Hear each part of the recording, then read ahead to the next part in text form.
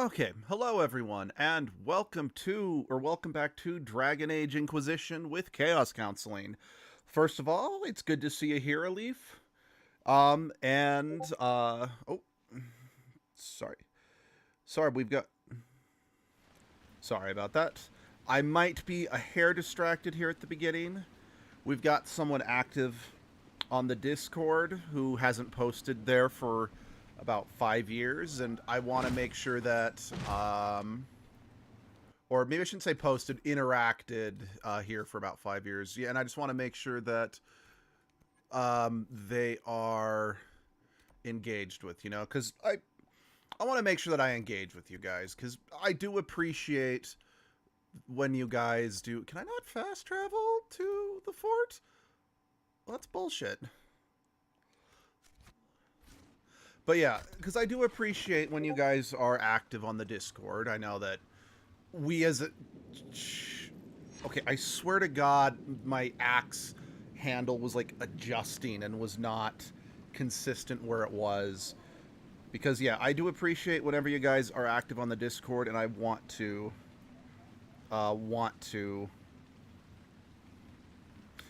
make sure that you guys actually feel seen when you're active on the Discord, you know? Yeah. Okay, cool. Sorry.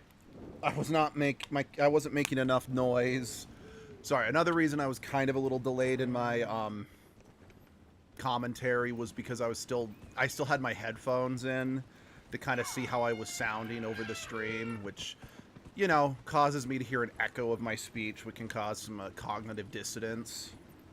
So it kind of was causing me to pause and be like, but yeah, I wasn't making enough noise for me to check to see if I had the game audio turned up or turned down enough, But I now feel confident in the volume settings, so let us go. How you doing, Alif? And yeah, the poor door is dying. But yeah, for those who I mean, I didn't exactly clarify, but yes, we didn't have a stream yesterday morning. Because Abby and I were at a convention yesterday. It was good. It does have a lot of room to improve because it was a brand new convention, first time they ever did it this year. But yeah, Abby and I did thoroughly enjoy ourselves. It had good vibes. Again, it. Oh, and we also got to meet the voice actor of Sailor Jupiter. That was fun. And they had so many voice actors from Dragon Ball. They had Kid Goku and Gohan's voice actor there. They had the voice actor of...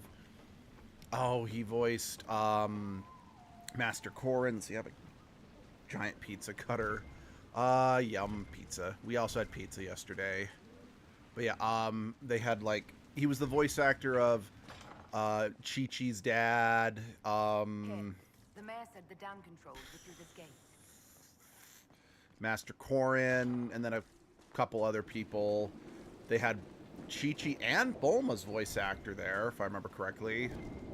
Yeah, it was fun. It's half as tall as you, probably. Well, that seems a bit excessive for pizza, but I ain't judging. Let me think. And again, for those who kind of missed it, the reason there isn't an edgelord stream on Sunday morning, because again, normally Sunday mornings would be for edgelord, is because we are currently playing Persona 3 Reload, which is I like the Persona games, but I don't really like playing them very much. So Abby and I have always done the whole, she plays them while I watch, and like I make the choices, so on and so forth. So this is for this words, I know them, I can use them.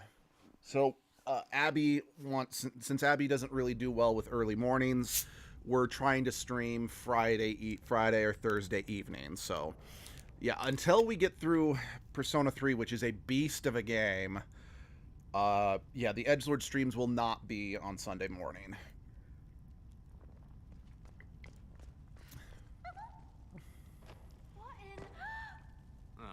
Wonderful. The Inquisitor anyone? How did you get past the guards? There weren't any when we got here. We just heard Wait, then how long have you been in here? We didn't know you were moving in, we promise. You won't tell people we were here, will you? My lips are sealed. Oh, thank you. Lonnie's mum and dad would have had my head. Probably. We'll have to wait an hour to go back. Your father will still be up. I knew this was a mistake. We could try the caves. You hate spiders.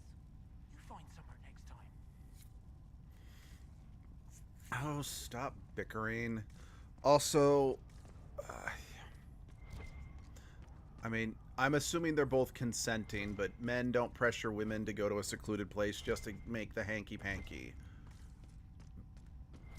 Again, if it's like both consensual and they both really want it, that's totally cool, but...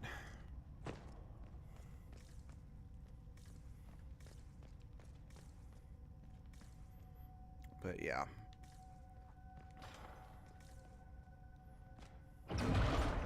Hooga chunka, hooga chunka. You know, again, it's funny. I'm probably going to end up using this battle axe for the rest of the game, just since... That is one downside about how kind of Dragon Age handles its DLC, is that, you know, in order to sweeten the deal for players who are just into the mechanics, they do give you access to That sounds like it worked. Let's good take a look. equipment, you know, but it does tend to completely invalidate the equipment you can get in game. See, that's why I do take some issues with sort of how, well, then again, maybe this axe wasn't DLC, I don't remember. Like, I do, well, on the one hand, it's kind of cool, because, like, the dragon armor and weapons are really cool looking. Part of me also can't help but feel that maybe it would have been better if, rather than just finding them in that chest near, just kind of in my quarters or in the smithing area in Skyhold, it's like, wait, seriously? Shit, I am so bad at emptying my pockets, guys. Okay, cool. I can now fast travel here. Let's empty my pocket. Oh, that's right. Now I remember. What happened was, if you guys remember from last stream, the game crashed right near the end. Like, The Herald of Andras? yeah, shut up. Let me know if there's any... Like, I did empty my pockets, but then the game crashed, and then when I reloaded just to make sure that everything was, you know, I didn't lose too much, I then forgot to go back in and resell my stuff. So yeah, that's what happened.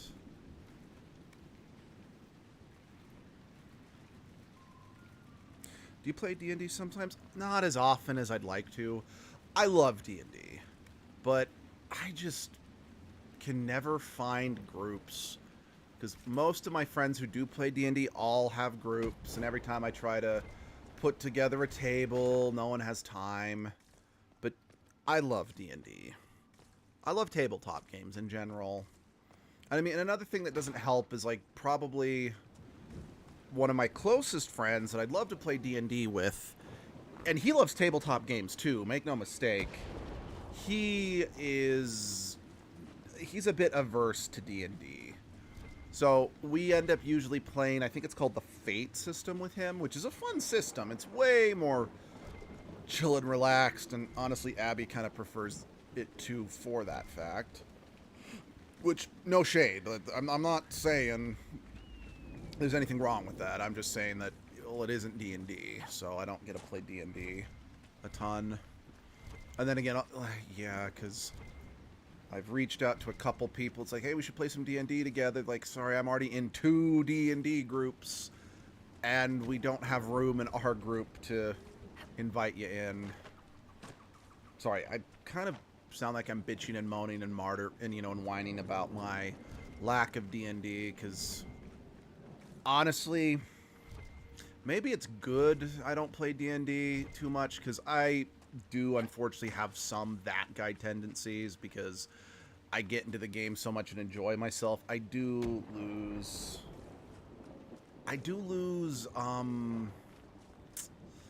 some self-awareness, you know? It usually hits me like a truck afterwards, and I realize, oh shit, I fucked up. So, I don't know. Maybe it's a good thing that... Because I don't want to... I don't want to ruin friend... Because I've strained some friendships with just kind of that disconnection of me getting too excited, if you know what I mean. But... Yeah. Because, yeah, so... I used to listen to a bunch of RPG horror story YouTube channels. Now I only listen to one, specifically D&D Doge. Which, yeah, if you've never heard of that one, they're probably one of my favorite. They're probably they're the only one I'll still listen to anymore. Partially because they actually credit the people because like one problem I have with like the RPG horror story reading community is that they basically just pull stories off Reddit and read them. And well, yeah, bro, then you don't want to know what free book called to do. Probably not. Because, like, these, you know, YouTubers or TikTokers or wherever they post, it's like they just basically pull stories off Reddit and just read them. Yeah, they have to edit their videos, but it's like you're taking someone else's work and making it your own, you know? But I like D&D Doge because he always goes out of his way to credit the Reddit posters, you know? And I honestly never seen any other of these, you know, guys do that. But, yeah, just anytime I listen to those, it's like, it's kind of sad for me to realize that most of my RPG horror stories, sometimes not even, with their own voice. Oh, yeah, totally. Totally.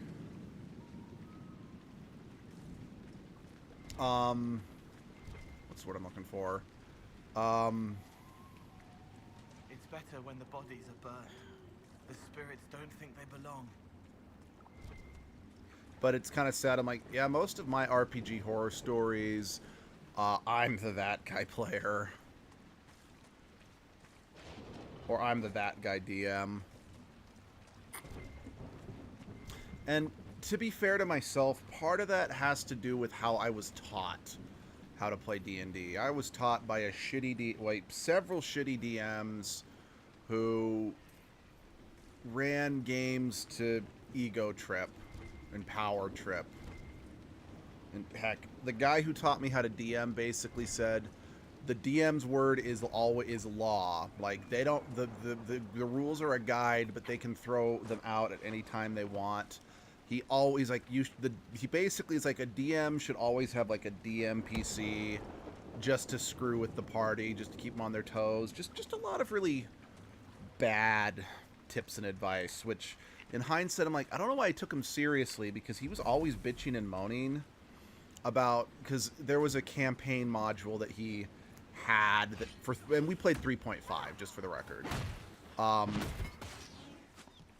Yeah, and he vehemently refused to play any other versions. But anyway, we played in 3.5. It was called the Temple of Elder Elemental Evil, I think.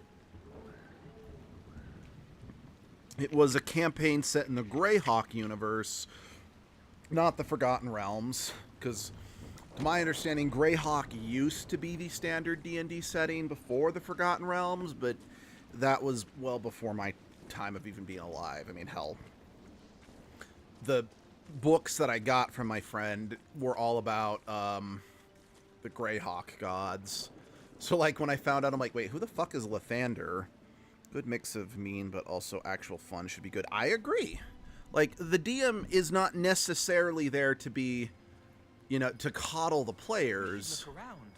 But they do need to make sure that everyone is having fun, you know? But anyway, but he was always complaining, like, man, we never finished this campaign, and I want to beat it once. But I'm like, bitch, you're the DM, Crackerjack, and you are the one who always flakes out and be like, I don't feel like running it anymore. And I'm like, I get it, like, passive aggressive, like you sometimes. Yeah, no,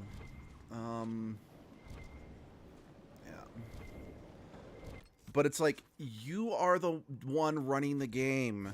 You are the one who's always saying, I don't want to do it anymore. You kind of lose the right to complain that you never finished this campaign if you are not taking the steps to actually ever complete it.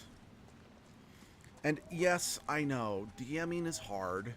And we were in college, but quite frankly, he dropped out because he wasn't taking it seriously, but that's neither here nor there. But yeah, it's like, dude, get off the cross. We need the wood. Oh. Whoops. Oh, that was a mage. I should have used the grappling hook on him. And campaigns rarely get actually finished. I know. Like, I will admit, something I am not necessarily proud of, but I don't outright regret either, is the last campaign that I DM'd, I actually ended the campaign one session before the finale, because, and I outright told my players this, just so there was no misunderstanding.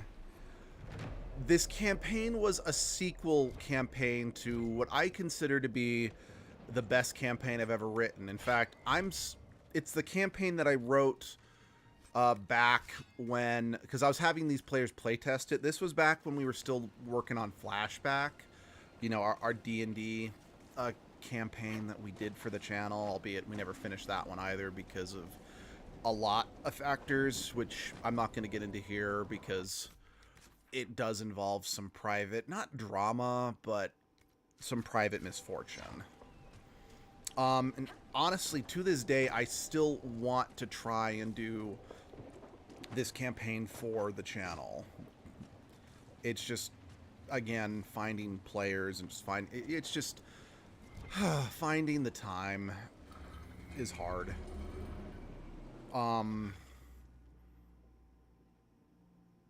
Where is I going with that?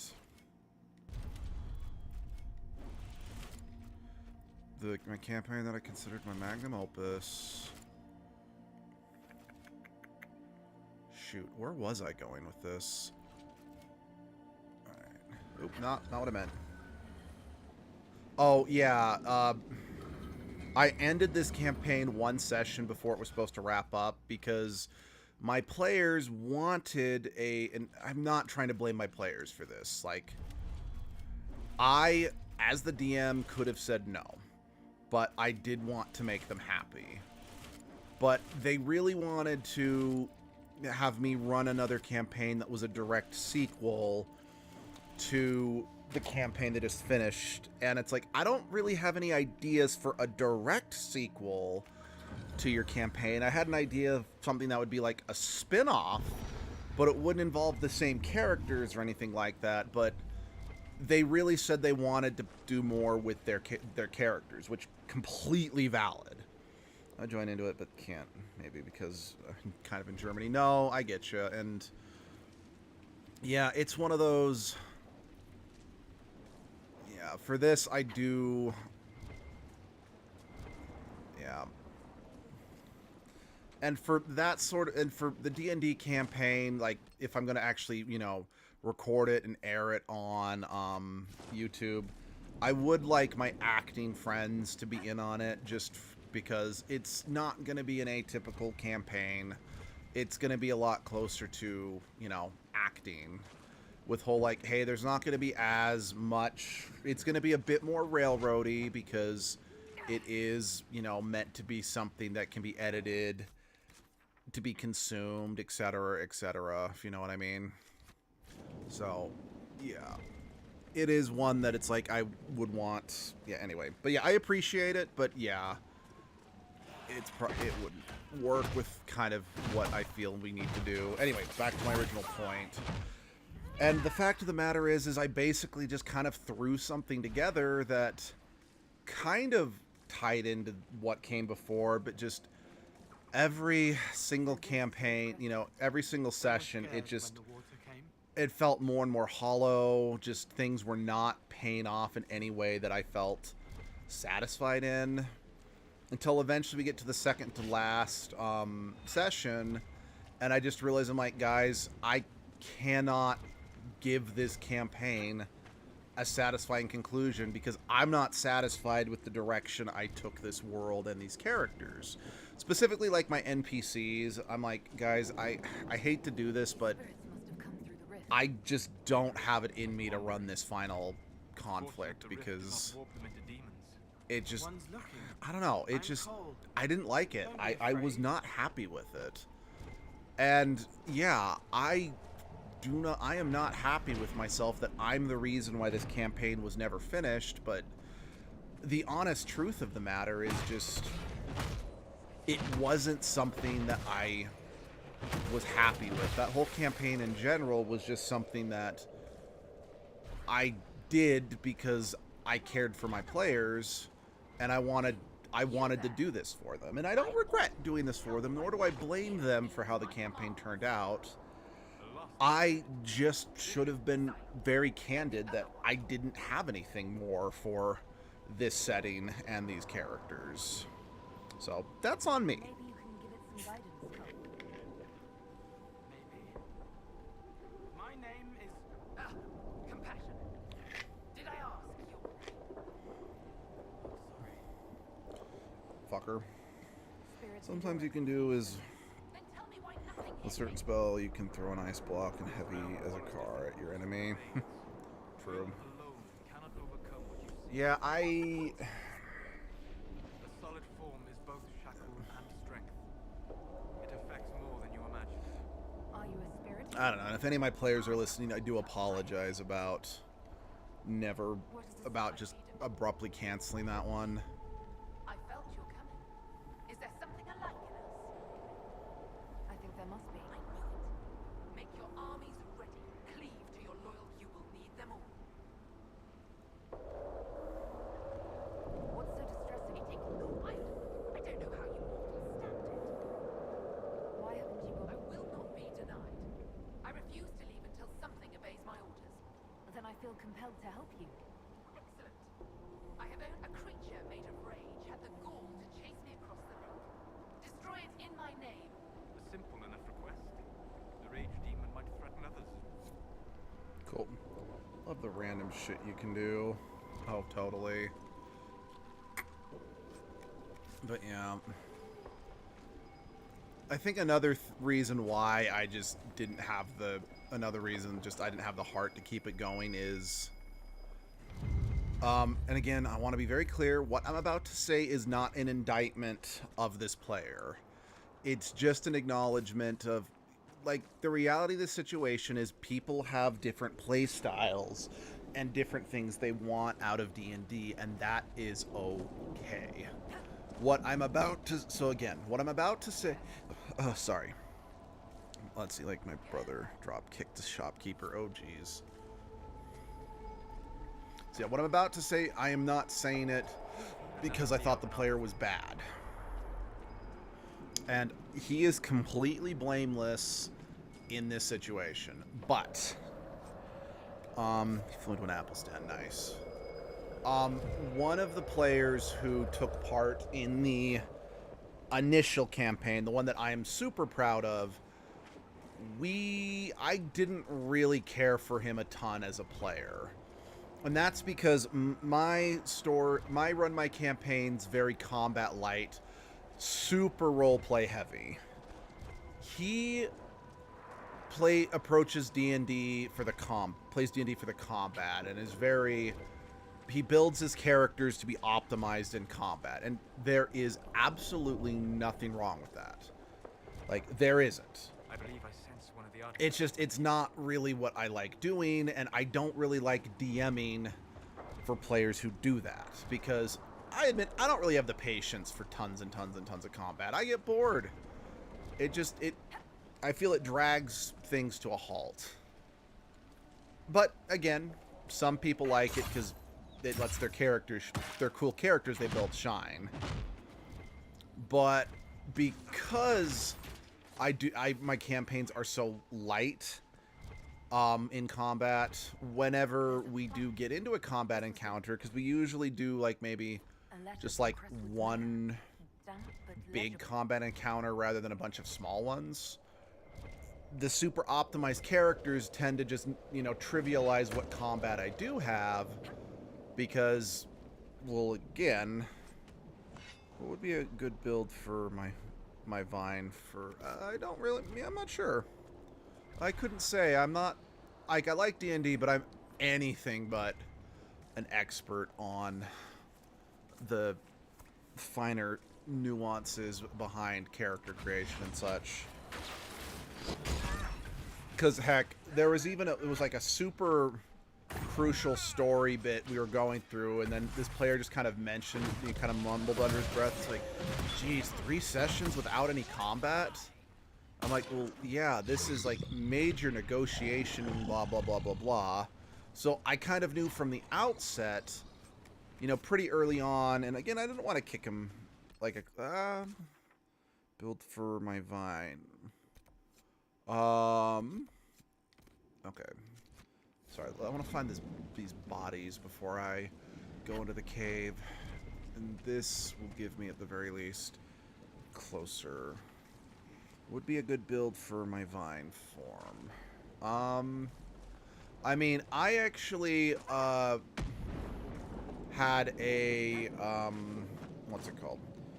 So, this is a homebrew race, but there was a, race I found online, called a Florin, I think it was called. Basically, it was a humanoid plant golem that I built a fighter as, and that one was a good class for kind of a big lumbering tree. And no, this character, I didn't make this character because of Groot. Yeah. But yeah, they were kind of a gentle, it was like a gentle, okay, I guess it's kind of hard to not see some Groot comparison, and that's fair.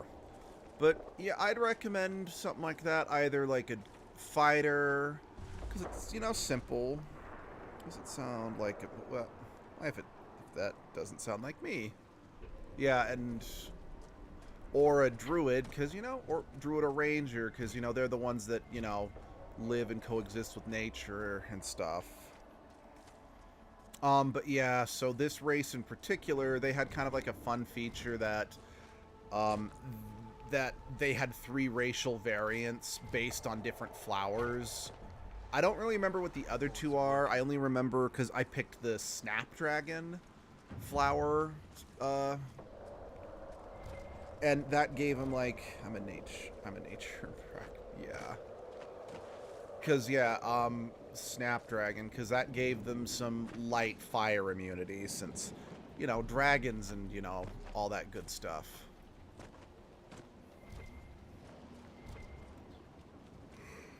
Oh, where are the bodies?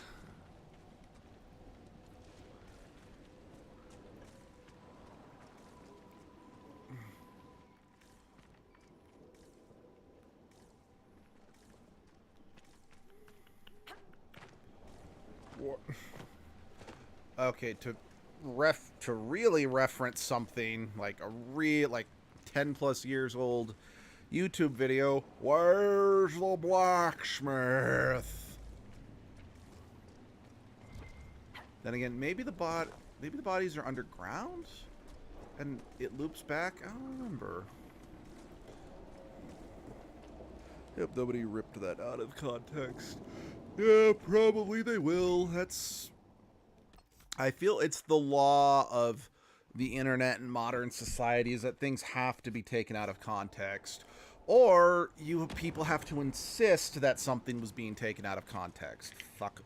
Like that fuckhole Charlie Kirk. No, I don't care that he was murdered. He was a fuckhole. Where are the bodies? Look, just to be clear, Charlie Kirk did not deserve to be murdered, but Charlie Kirk was not a good person. And he was a piece of shit. And quite frankly, if people it's amazing to me that people are freaking out and getting offended when people just quote exactly what that asshole said word for word. They're like, no, you're quote taking him out of context. I'm like, no, we're not. He hated everyone who wasn't white and who wasn't a white man. There's nothing more to say about that.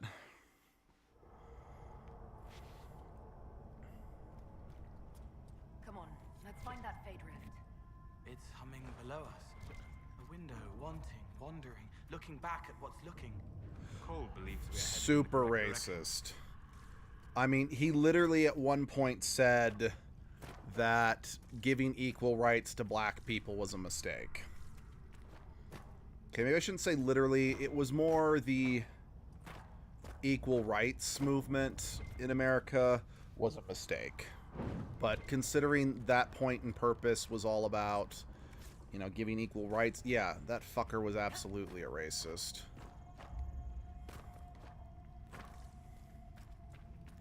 Racist, xenophobic, elitist.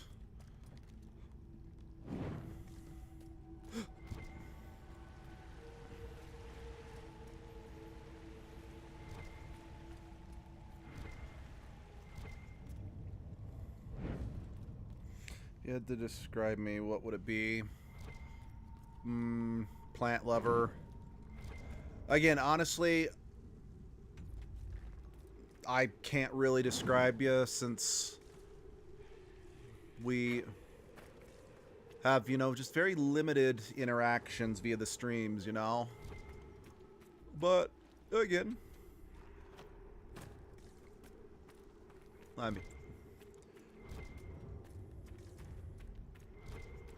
I guess I might also say, kind of a weird duck, but to be perfectly frank, that's what we like around here. Because quite frankly, I'm a weird duck. Everyone's a weird duck. Because, oh, we got you know, who's a leaf god. Then we've got some, like the people who regularly tune in, we got you who's a leaf god. We got someone who, you know, their username is endangered. So we always joke about, great, now our characters are in trouble because you're in danger. We got Valentine, who, yeah, Valentine hasn't been around lately, but that's due to that has more to do with the games that we're streaming. And that's totally valid. If they're not games that you want to be a part of, that you want to spend your time watching someone play, shit, then don't, you know? Like, your time is valuable, and honestly, her reasoning behind them are actually pretty valid, you know? And then we've got, let's see, personally, what you get from me is probably enjoy the streams because we all are odd. Yeah, no, I agree. That's kind of, yeah. We just want people to feel good here, you know? We want everyone to have fun. We want to be a nice little distraction for some people for a few hours, you know, because the world's gone crazy. I mean, some places in the world are worse than others, but for me personally, along with a few other members of the channel who live, well, okay, maybe I shouldn't say members, subscribers, anyone who lives in America right now, the world is going all topsy-turvy.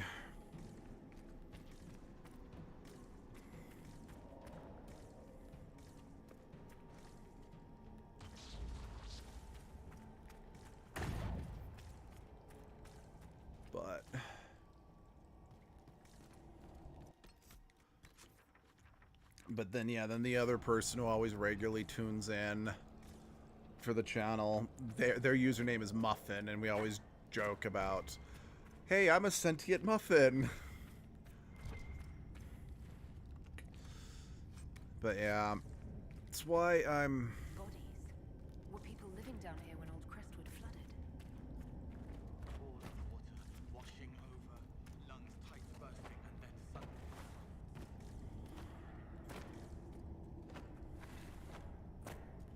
Yeah.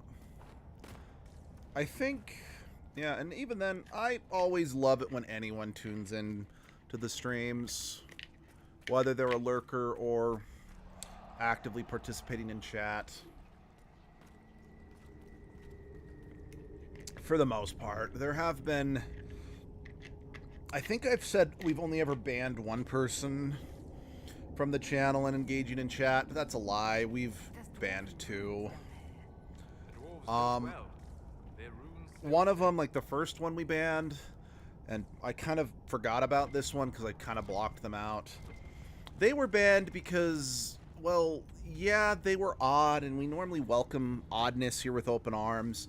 They were starting to make very inappropriate and very sexually inappropriate comments towards Abby, and we're like, we don't stand for that here.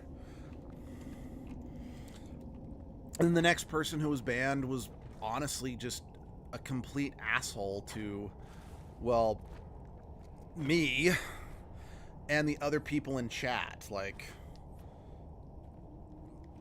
I kind of had to tear into this person one time because we had 2 people watching at the time, them and someone whose English is their second language.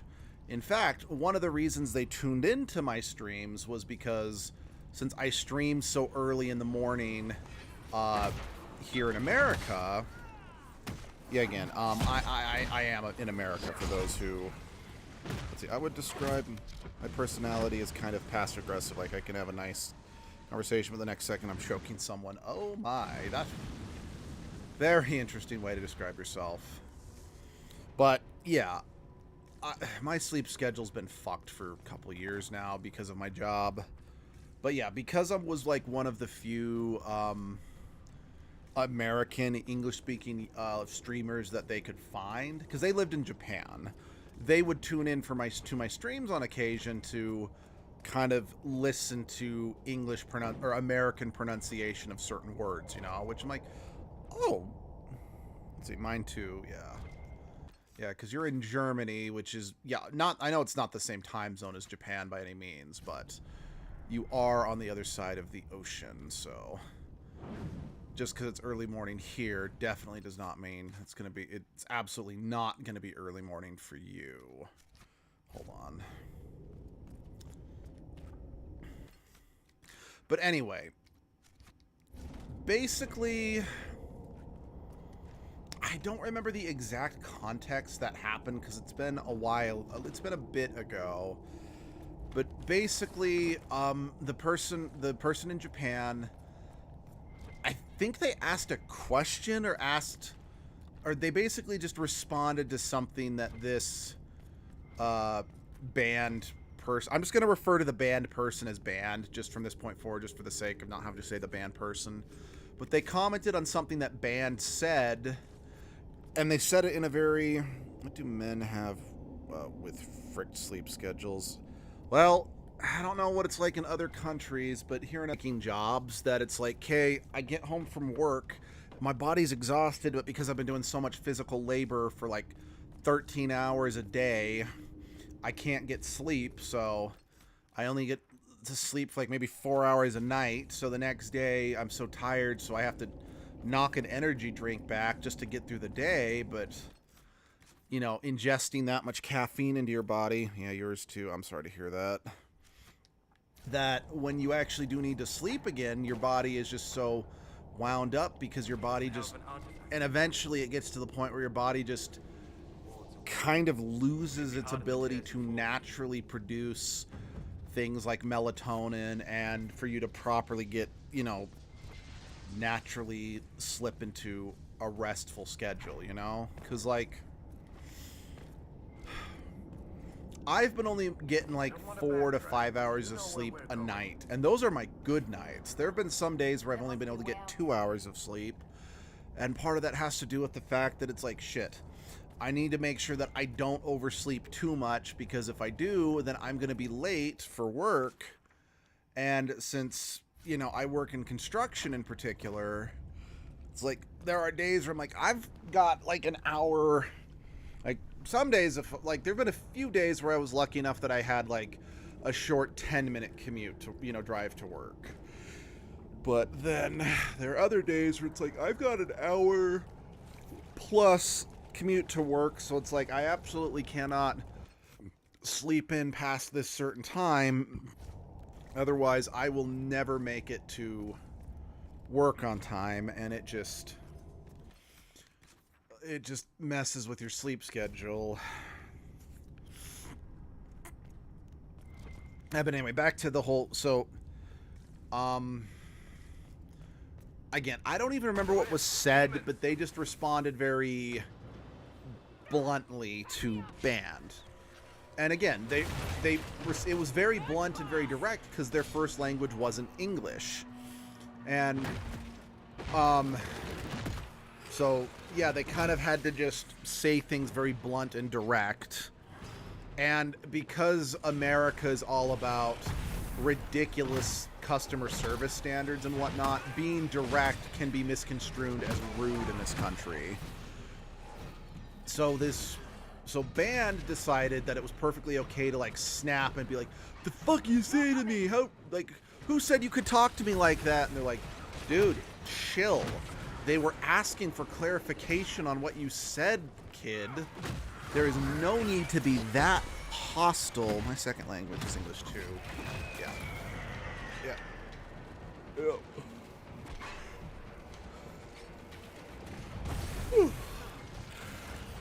Yeah. Because, yeah, again, it's like... Yeah, like, I'm sure there's some things that I say that probably that might confuse you because it's slang. That isn't... And that's another thing. Is slang is very rarely taught when you're learning another language. Plus, words' meanings change over the years. And especially in English, we have words that... But I'm good at both languages. That's good to hear. One of my biggest regrets in life is never learning another language when I was younger and my brain and mind were a little less occupied. Because it's like, yeah, I should take some time to learn a new language, but I just don't have the time, you know?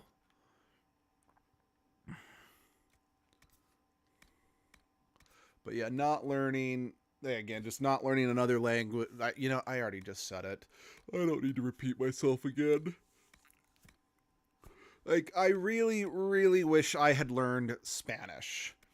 Because I work with so many people from Mexico in my line of work. Both in construction and... Because I used to be a cook for 10 plus years. My personality actually shifts with my language a bit. I'm not surprised either, because I'd argue a big part of personality does stem from confidence and the way you speak, you know? And if you're not as confident with a language, you're going to be subconsciously a bit more timid because you're like, I need to kind of think, be a little more, sorry, I'm getting a good stretch and it feels good. You're going to feel like you need to think twice about what you say just to make sure that you don't say something you didn't necessarily mean or say something that can be taken out of context. Languages, leaf god, me, and German is mine and me. Okay, that's not a bad way of looking at it.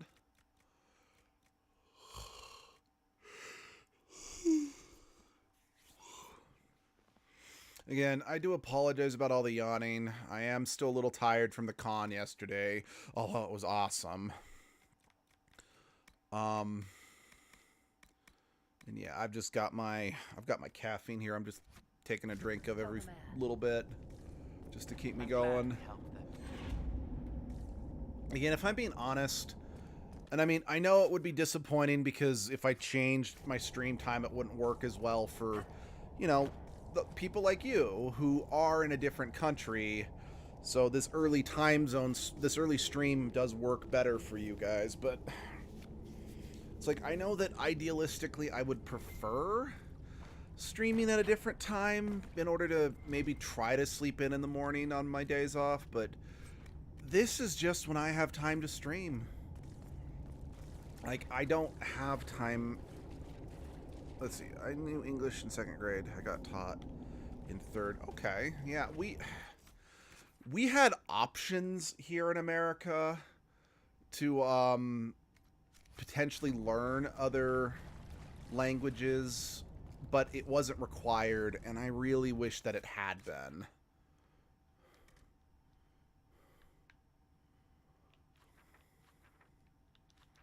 Yeah, I really wish the schools here in America require us to learn Spanish, because we live so close to Mexico, and we have so, like, despite what, you know, President Fuhrer is trying to do, we have a lot of Mexicans who live in America, who immigrate to America, and good. They have way more integrity than most people who are actually born in America. But it's like, I wish I'd learned Spanish so I could communicate easier with them. It's like, for the past month or so, I haven't been working with my foreman just due to the fact that there's not enough work at the moment. Like, that's going to change in the next month or so, but we kind of are at the point where we finished a good chunk of, we finished the big job. Like, my company just finished laying the last pipe that was part of a project that has been going on for like 60 years to basically pump water from one side of the state to the other side of the state. Like, this, like, again, this is a huge deal. Let's see, English before my school taught me. I got best grade in my grades most of the time. Awesome. Yeah, it is kind of disappointing because both my parents sort of spoke some Spanish. My dad spoke way more than my mom because he actually lived in the Dominican Republic for 2 years. I do wish they had emphasized me learning another language. Anyway, what was I saying? And, well, he speaks English. It is his second language, and he did immigrate to America at an older age, meaning that it is, I mean, the older you are when you learn a new language, the harder it is to, you know, properly adjust to it, since, as we all know, your brain, if you learn to, you know, if I'd learned when my brain was still developing, my brain would be hardwired to handle it better. At least that's what I think. But I don't speak any Spanish, and sometimes the nuance, not the nuances, the finer details with some of the words, just, he can't think of them, you know? Like, sometimes, like, again, working in construction, he might not know, like, the official English term for something, but he'll be like, get me the, and then he describes its function. Let's see, I can translate some words for you if you want. If they come up, absolutely. But sometimes he'll ask me to get him something, kind of vaguely describing it or whatever, but the word he uses to describe it is either not the correct word or is actually the name of a different tool in English, you know? It's, I don't know, that's not a perfect example, but... The rage demon in the caves is dead, as you commanded. I had no doubts.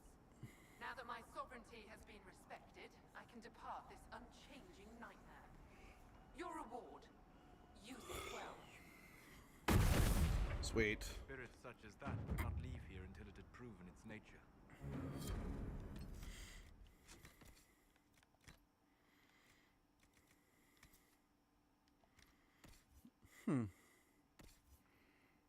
I do find that interesting, and that was how we got Cole's Amulet of Power, considering that that spirit was a bit passive-aggressive and wasn't all that friendly to Cole, but I digress. I will take it.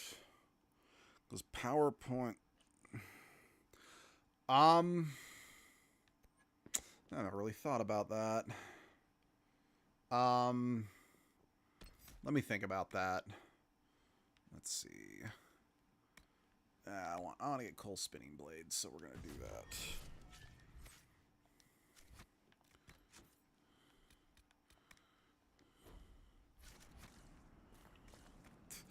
Although, do you want to actually hear kind of a funny story that happened to me in high school when it came to the language of German and me just kind of mishearing something?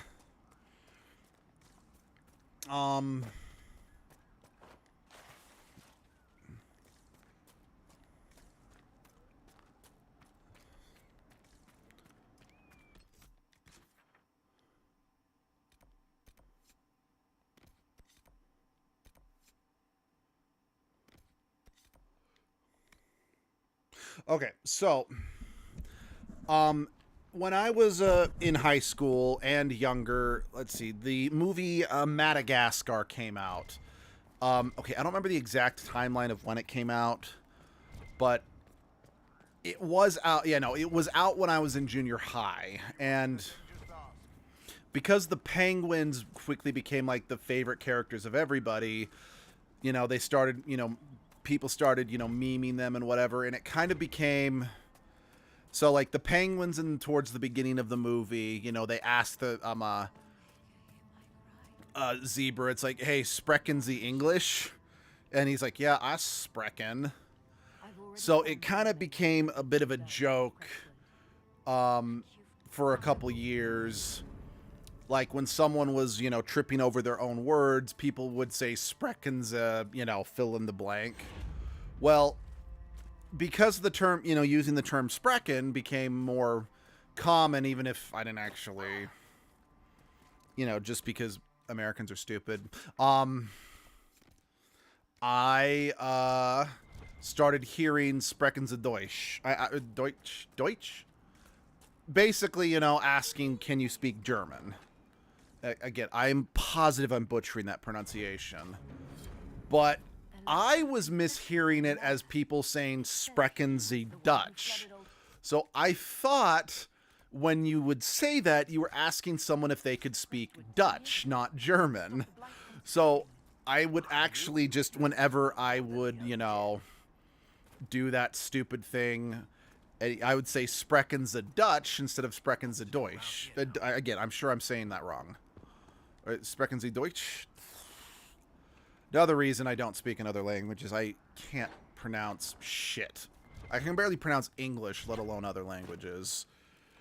And I kept getting people's like, no, I don't speak German. I'm like, wait, what? German? And I was asking if you spoke Dutch. And they're like, no, Luke, sprechen Sie... Again, I'm gonna stop. It's like, that literally means, do you speak German? In... Let's see... Sprechen Sie Deutsch and gets said less sharp. Sprechen Sie Deutsch. Deutsch gets said less sharp. Okay, so like Sprechen Sie Deutsch is that? Oh, I should probably stop. I'm probably just gonna make a fool of myself, like I did in high school. Oh, okay. Oh, wait. Duh. That amulet of power for Cole was probably something I got from that war table. So, like, before I started the stream, I did the war table stuff. Just so you guys don't... I mean, okay, the war table, like, takes a few seconds. So it's not the biggest deal in the world if you guys have to see that. But I think I got that amulet of power. Say it more like a ch. Sprechen the Deutsch. Sprechen the Deutsch?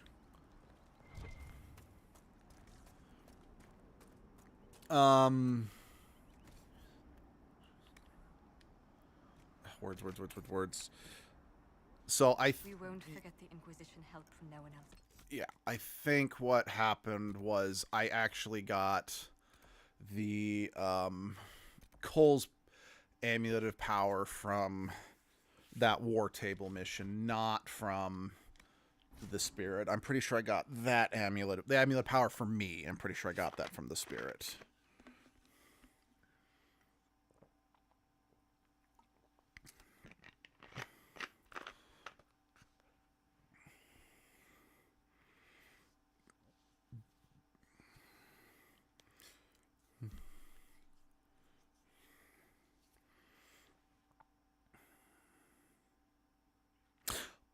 You know, I actually probably should go speak to Cole real quick since I just did a war table mission for him. Just in case he's got a side quest for me.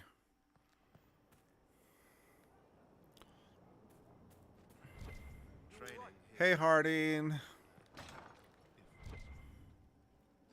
Yeah, I'm just gonna quickly talk to Bull and Sarah while I'm here. Doing good work. Excuse I like me. how this Inquisition. Next time you're free, why don't you come grab a drink? I'll introduce you to the Chargers. Oh, yes, please. That sounds better. And Sprechen, the SP also sounds less sharp, more like spit, like you spit. Okay. But yeah, I like this scene. Go get some drinks and meet your company. So, Yeah, let's watch. it'll be fun. I love the Chargers. Ah, good. We're not drinking alone. How you doing, creme de la creme? Your worship, I'm so glad he has someone new to hit with that joke. I can think of worse places to go with Cremisius. So can the chief, believe me. He loves his nicknames. Hey, when I was growing up, my name was just this series of numbers. We all give each other nicknames under the Q. They ever wear shirts under Drunk the time Q, Chief? indeed. Or do they just run around binding their breasts like that? It's a harness, creme. Yes, for your pillowy man bosoms. Let me know if you need help binding. You could really chisel something out of that overstuffed look.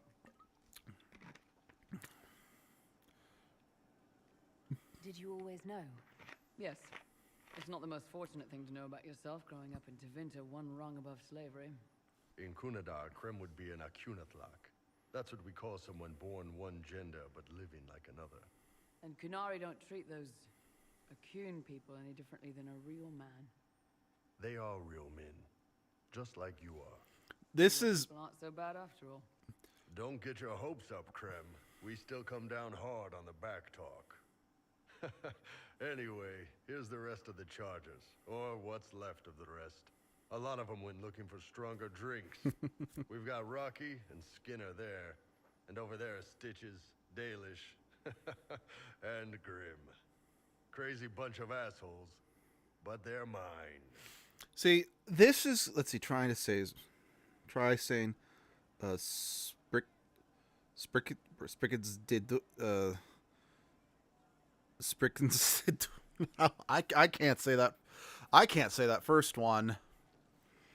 But yeah, what I like about I kind of mentioned this earlier, but I do feel this scene in particular does retcon some stuff about the Qun from the first game at the very least.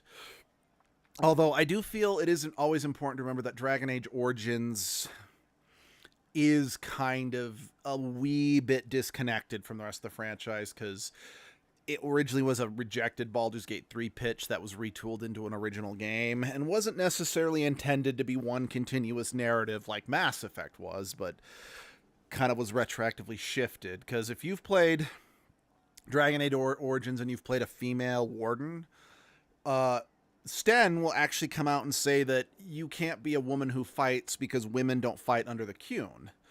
But between the Mark of the Assassin DLC and just this conversation about how the Kunari respect trans people completely, I do feel that is a bit of a retcon from making the Kunari more traditionally patriarchal to being more, okay, they got problems, but they do, just to kind of more balance things out, if you know what I mean, since the Kunari did play a large antagonistic role in the last game. And I'm okay with it, honestly. And this is another reason why I don't get why everyone was losing their mind over Tosh in the next game. You're like, oh, Dragon Age went woke. I'm like, guys, Krem was in this game. And, yeah.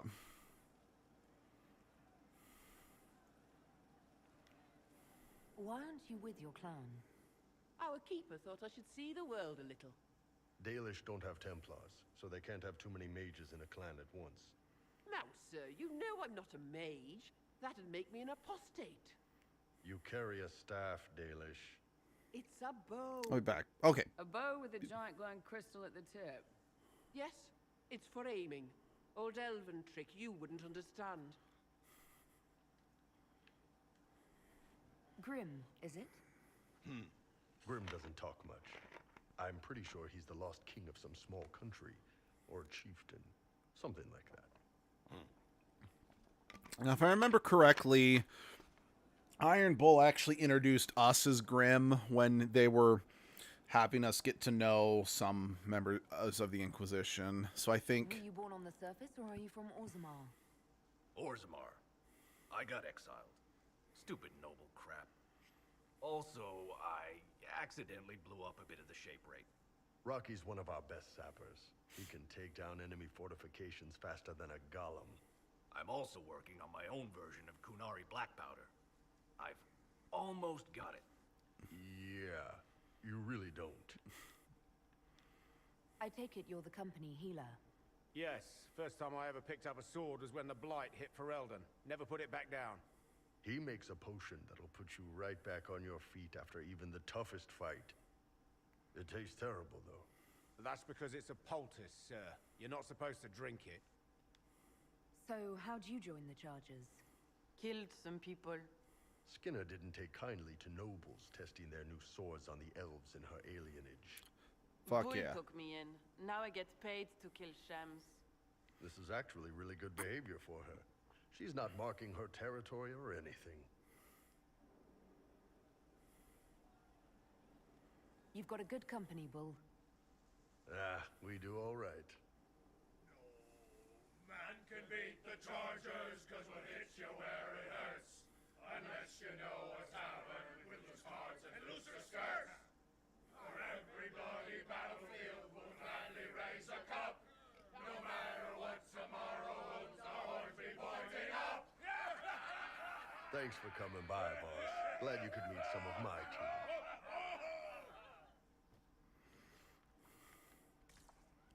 I love the Chargers. I have mixed feelings about Bull himself, I'm running drills, they're drinking, and paid better. but I like the Chargers. And again, while I do have mixed feelings, it's more to do with I'll be back. I'm not the biggest fan with how the franchise just decided to handle Bull as a whole. And we'll talk more about, because, like... He was their enemy the whole time, but she made him forget, so he could change. Again, I feel okay saying this, because, again, I'm less concerned about spoiling Inquisition, because this game is 11 years old. The developer headcanon, and, again, it's important to bear in mind when it comes to games like Mass Effect and Dragon Age that are games with direct sequels that players can make choices that can affect whether or not someone lives or dies, you know? That the developer headcanon is how they're going to approach every single game while they're developing it. Like, just, again, as an example, developer headcanon is that the main character of the first game is dead. So, if you played through the game and you actually kept your character alive, they might throw in an offhanded comment here or there. Yeah, they survived, but then they went off into the wilds and we never saw them again, or, you know, something along those lines. Just an acknowledgement to let the players know who kept the main character alive. No, I'm like, yeah, your report mattered, sort of, but we're also not going to ever really feature that character. That character will never appear again physically in the franchise because, again, from the developer's headcanon, they're dead. So, whatever they make for the series going forward, that character will just not be there, you know? So, the developer headcanon is that Bull ends up betraying the Inquisition and dies. So, yeah. Also, all the Chargers get killed. So, yeah, from a developer headcanon, it means that we will never, ever see the Chargers. Because of that, we will never see the Chargers again. Well, that, and also there's a high chance Dragon Age is just done and it's never going to come back because of EA potentially tanking and selling off BioWare and other unfortunate bullshit combined with the fact that Veilguard didn't do super well.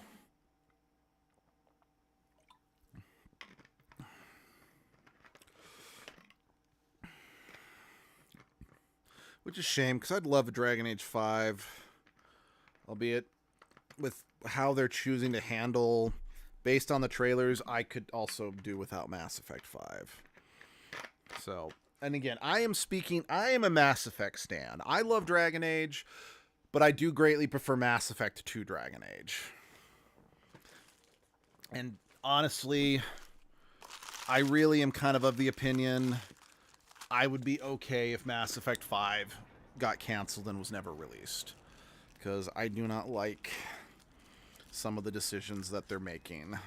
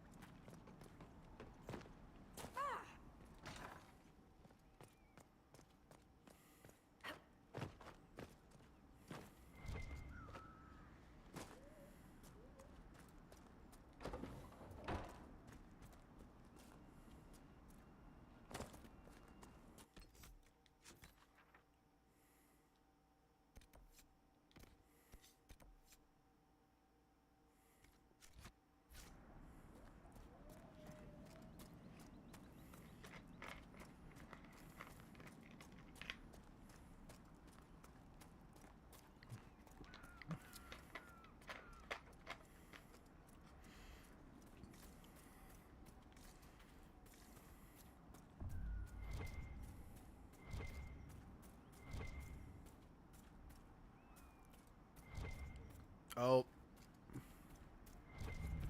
I should be able to take this one. Since, I mean, the game was designed from, like, a difficulty scaling standpoint that I was supposed to come here, like, immediately after, immediately after getting to Skyhold. So, yeah, I should be able to, if I wanted to, I should be able to take that dragon on.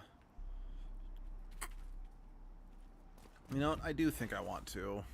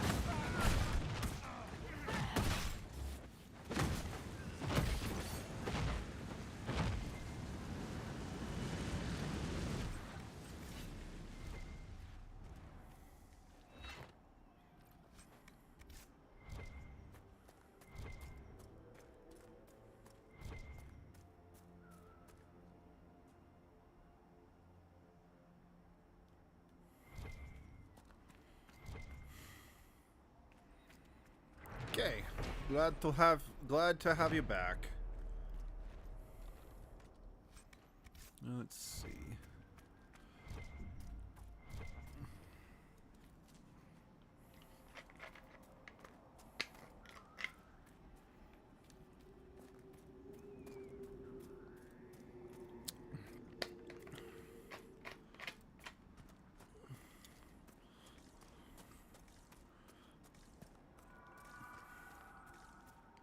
All right. Like I said, I'm pretty sure. Why French? How do you mean? Sorry, did I say something French or?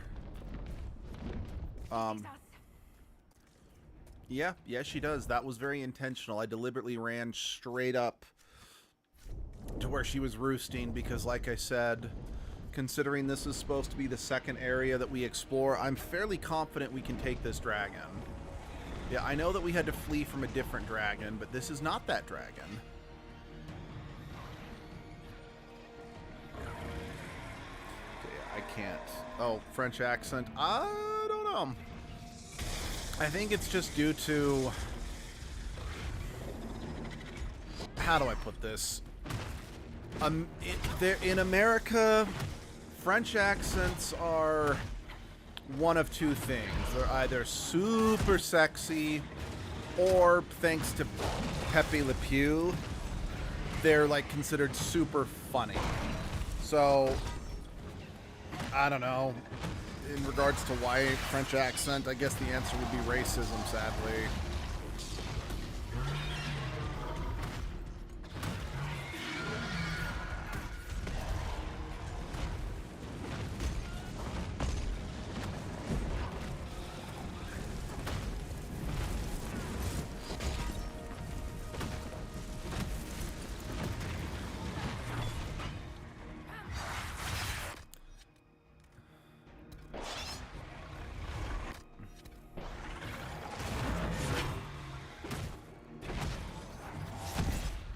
You sounded slightly French. Okay. And I mean, it might be because I did, like, I didn't, like, learn French, per se. Like, Sunshine did learn some French. And again, I don't know if you've ever... Sunshine had already departed from the channel by the time you started watching us, so that name probably doesn't mean anything to you. Unless you watched our Custom Robo 10th Anniversary live stream. That was their first time back to the channel after being away since before COVID. But my family actually has some pretty strong French heritage, so in high school I did do some looking into France, and I tried to learn to speak in a French accent because I was stupid. And probably more than a little racist.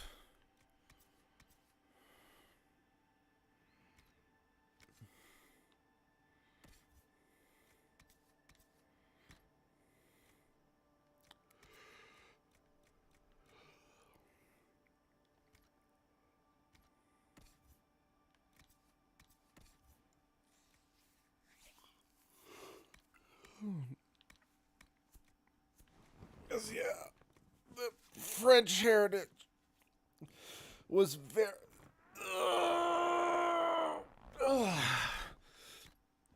Yeah, the French heritage, that was like very important. Well, I was probably gonna... Hey, thanks for stopping by, Leaf. See you next time. Yeah, the French heritage was like very important on my mom's side of the family, because that's where I get my French heritage from.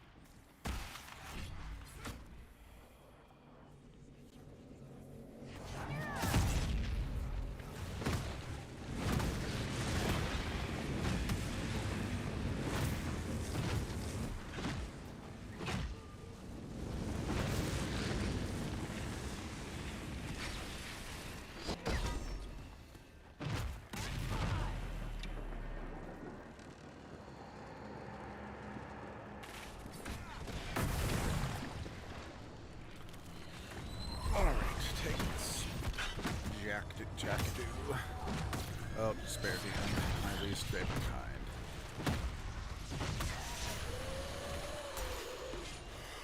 Then again, kind of after you hit, I don't know, maybe level 5 or so, they do stop being the absolute nightmares to deal with and just kind of become an enemy that's hard to hit with how much they jump around.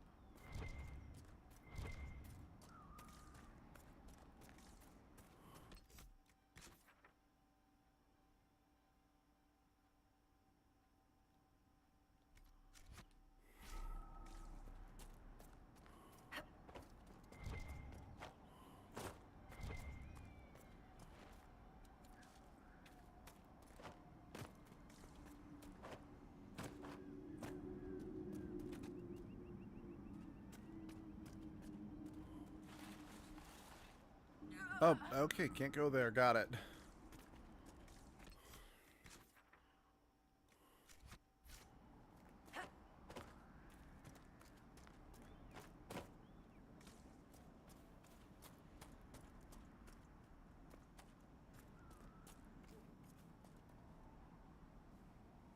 I find the fall of the Dwarven lands confusing. What's so confusing about Endless Darkspawn? A great deal. Although that is a different matter. Dwarves control the flow of lyrium. They could tighten their grip on it. It's hard to get the attention of the humans when the Darkspawn aren't up here messing with their stuff. You're active in the Carter? You know your people could tug the purse strings. You could claim sovereign land on the surface, or demand help restoring the Dwarven kingdom, but you don't. You're not saying anything I haven't said myself, Jackals. Orzammar is what it is.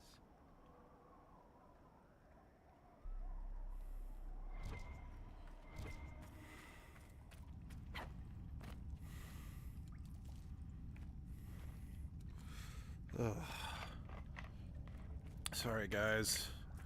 My brain is not functioning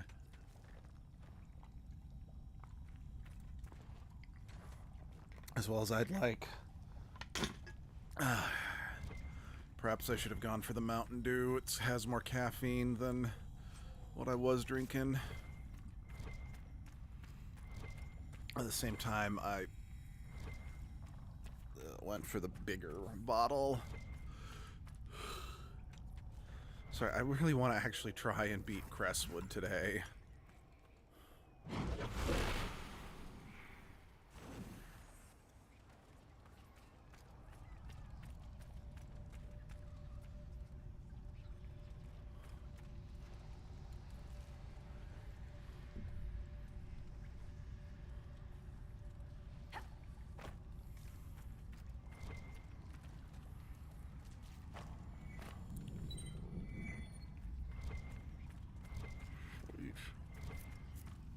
I'm always for getting schematics for magical shit.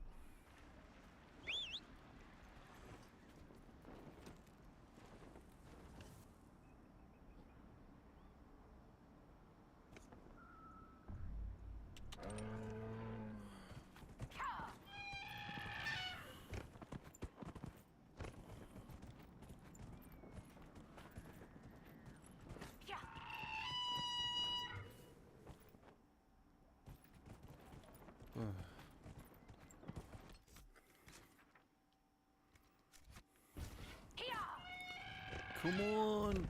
Climb higher! Higher, dear, higher!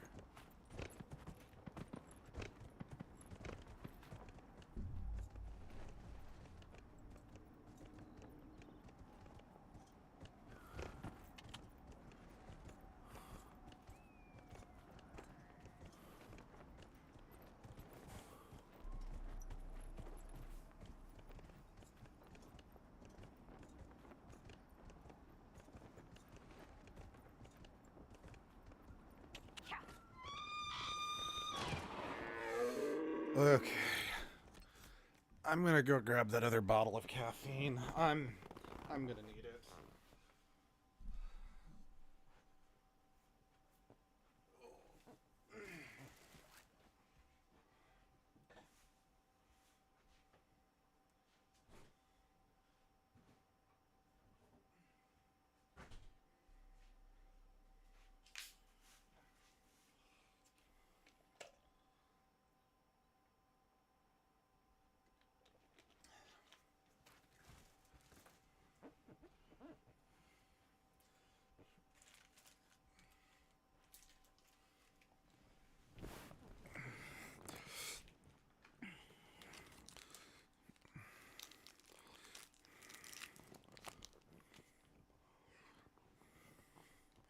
Okay, let's keep going. Oh boy.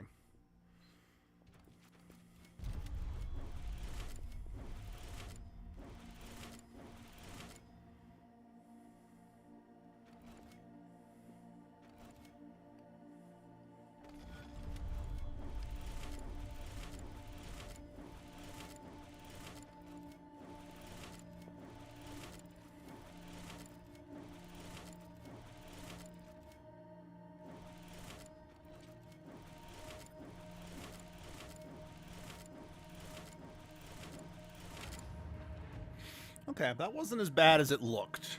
Like, that looked like it was going to be a lot harder.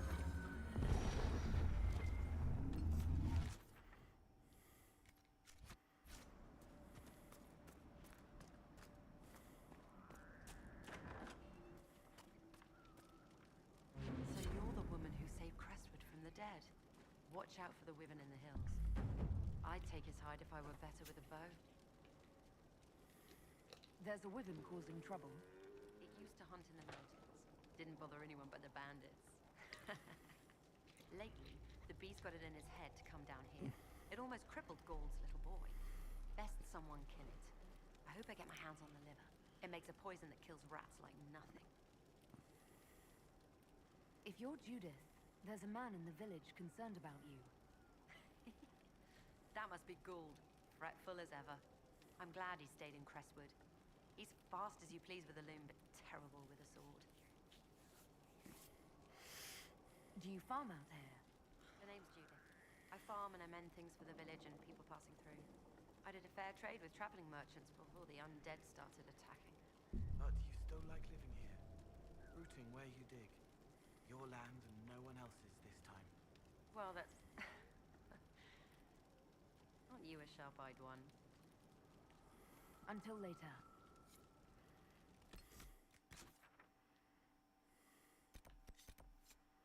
Okay.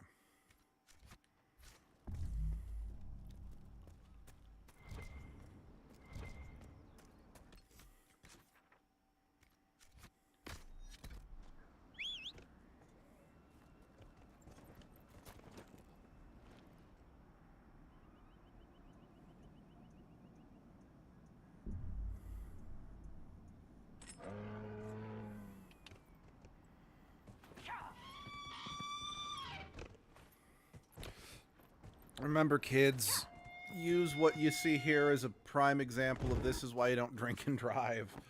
Or this is why you don't drive tired. You could nod off and wake up going in, you know, a direction that you weren't planning.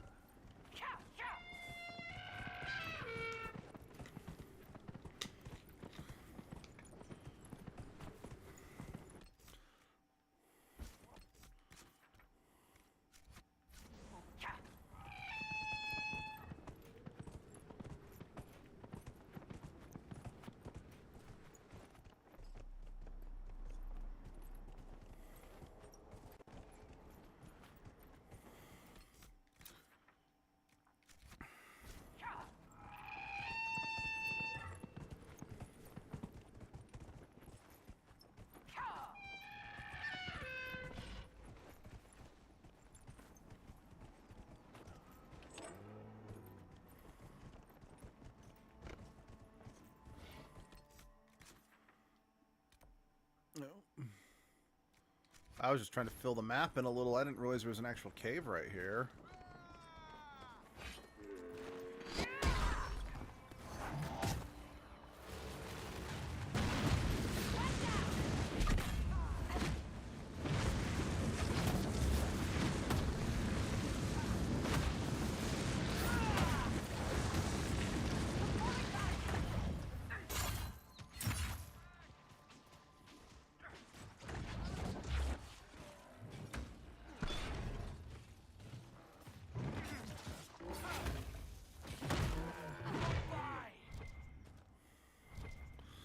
Alright, let's go into the cave.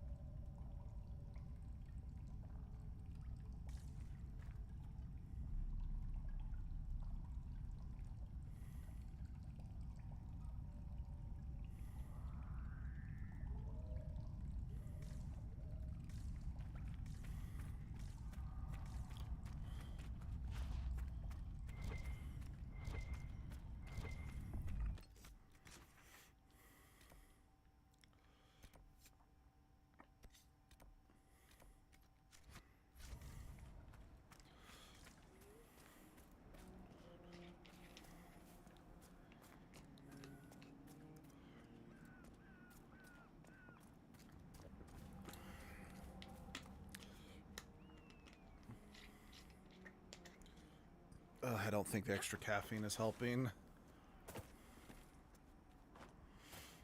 But we'll keep trekking. I really want to clear Cresswood today if I can.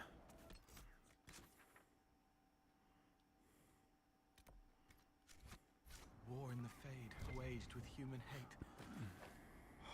I should never want to see that. It would be a terrible thing.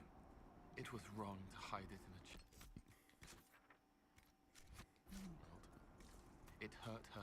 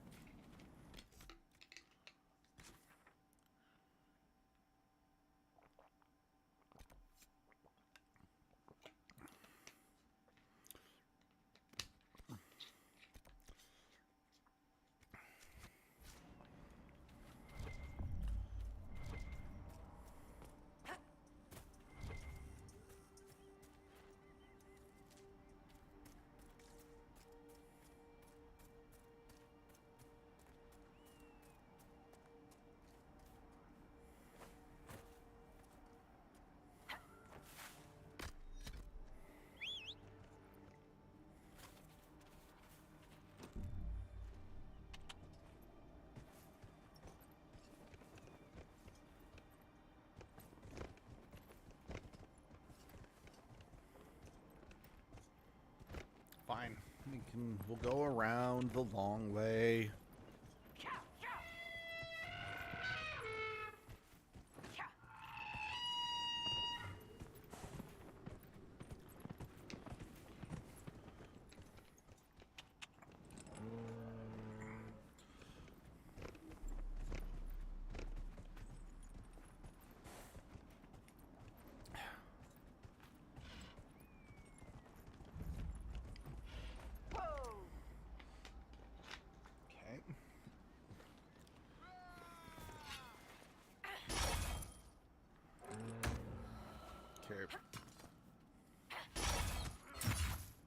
Fuckhole, taste my axe.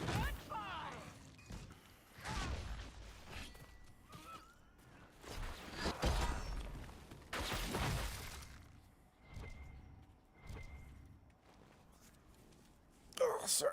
Stretch. Stretch feels good. Ugh. Okay.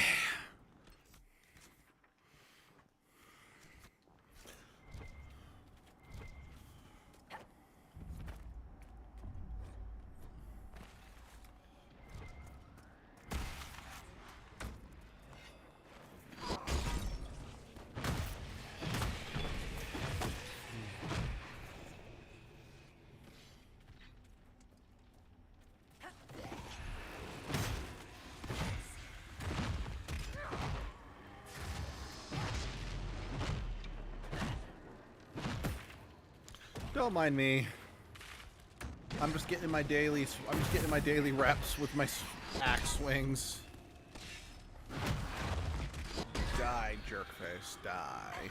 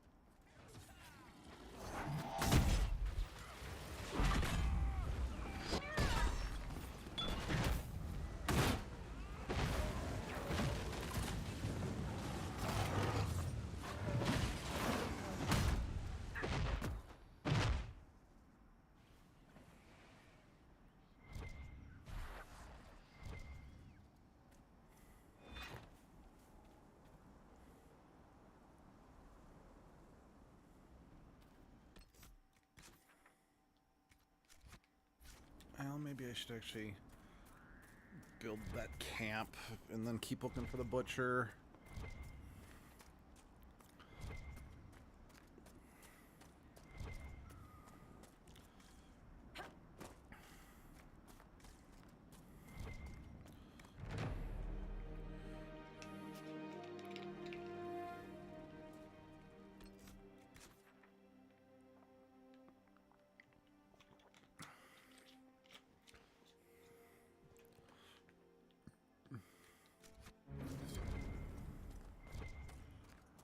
Inquisitor.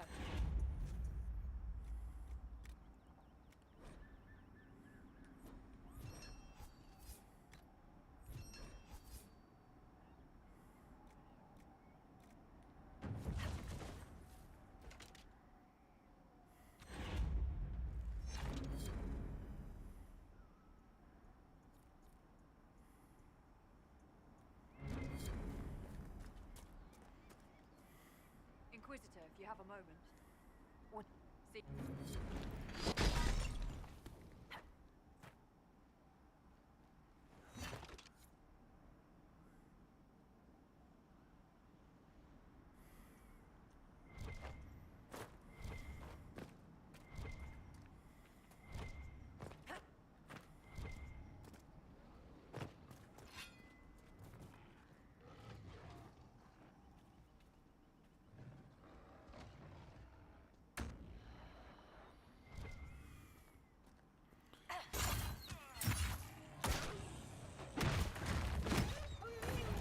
to attack the buffalo or buffalo, whatever it's called. Ruffalo.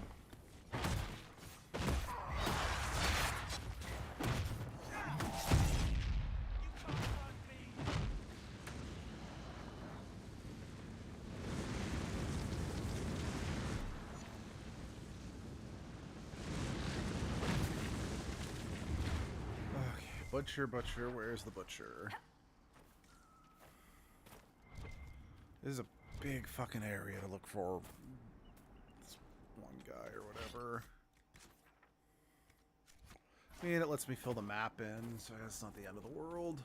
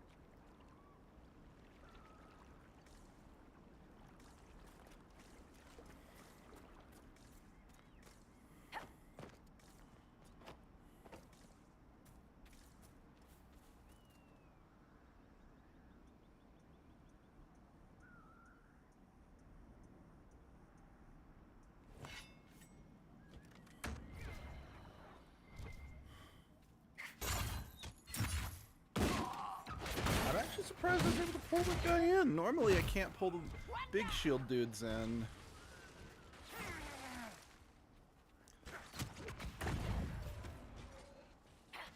Oh, that guy's dead.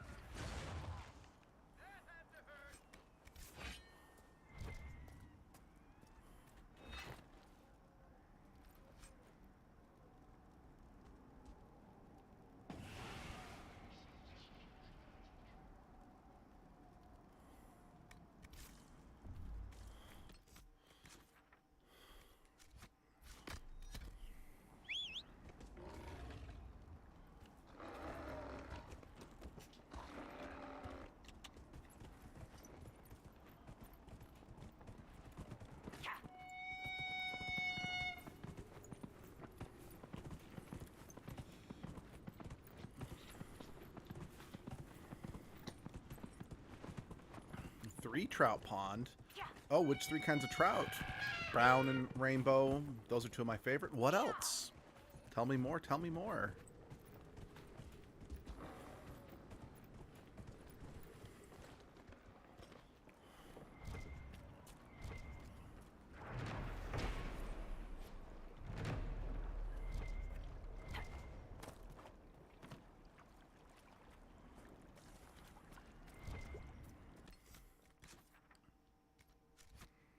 Is there at least a movement to reunite Orzammar and Kalsharok?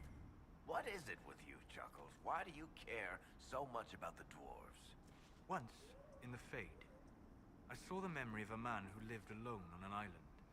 Most of his tribe had fallen to beasts or disease. His wife had died in childbirth. He was the only one left. He could have struck out on his own, to find a new land, new people. But he stayed. He spent every day catching fish in a little boat. Every night drinking fermented fruit juice and watching the stars. I can think of worse lives. How can you be happy surrendering? Knowing it'll all end with you? How can you not fight? I suppose it depends on the quality of the fermented fruit juice. So it... Hey, Hawk. You made it. I just got here myself. My contact with the wardens should be at the back of the cave. A group of wardens were protecting a villager from corpses out near Cresswood. They were likely hunting my friend. I'm glad they didn't come looking for people to help in here. They might well be good men. They've been given bad orders. Yeah, but regardless, they're still carrying out the orders, and that doesn't make them innocent, you know?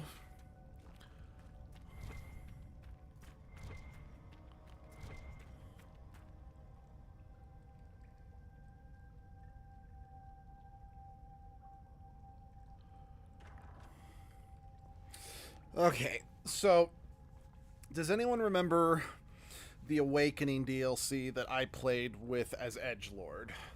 Specifically, that's the one where we moved into our Rendon House estate and rebuilt the wardens. Well, if your warden dies, you play as a brand... Just us. I brought the Inquisitor. You play as a brand new character sent from Orlais to rebuild the Inquisitor... My name is Todd, and I'm at your service. To rebuild the wardens in Ferelden. Now, I don't know if it's ever been outright said, but I believe the implication is that warden is supposed to be Stroud. So, while it is unfortunate that Stroud is a wee bit of a nothing character to the players as a whole, that is his significant to the world. What's more, if Alistair stayed with the Wardens, Alistair would show up here. Same thing with if Loghain was recruited to the Wardens and he survived the end of the game, he could also show up here. But the players, the developers' canon is that it is Stroud. That is part of it. Might those troubles have anything to do with Corypheus? I fear it is so. When my friend Hawk slew Corypheus, Weishaupt was happy to put the matter to rest. But an archdemon can survive wounds that seem fatal, and I feared Corypheus might possess the same power. My investigation uncovered clues, but no proof. Then, not long after, every warden in Orlais began to hear the calling. I recall that being a bad thing. But I don't recall you telling me about all this. It was a Grey Warden matter. I was bound by an oath of secrecy. Is the calling some sort of Grey Warden ritual? The calling tells a warden that the Blight will soon claim him. It starts with dreams. Then come whispers in his head. The warden says his farewells and goes to the deep roads to meet his death in combat. And every Grey Warden in Orlais is hearing that right now. They think they're dying. Yes. Likely because of Corypheus. If the Wardens fall, who will stand against the next Blight? It is our greatest fear. And then they do something desperate. Which is, of course, what Corypheus wants. Yep.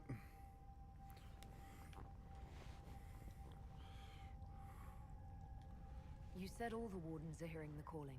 Does that include you? Sadly, yes. It lurks like a wolf in the shadows around a campfire. The creature that makes this music has never known the love of the maker, but at times, I almost understand it. We must uncover what Corypheus has done and end it. This cannot stand. How can Corypheus make all these Wardens hear the calling? I cannot say. We know little about him, save that he is dangerous. He is a Magister, as well as a Darkspawn, and speaks with the voice of the Blight. That lets him affect the minds of Wardens, since we are tied to the Blight ourselves. It must be how he created this false calling. So the Wardens are making some last, desperate attack on the Darkspawn. We are the only ones who can slay archdemons. Without us, the next Blight will consume the world. Warden Commander Clarel spoke of a blood magic ritual to prevent future Blights before we all perished. When I protested the plan as madness, my own comrades turned on me. Grey Wardens are gathering here, in the western approach. It is an ancient Tevinter ritual tower. Meet me there, and we will find answers. Let's go.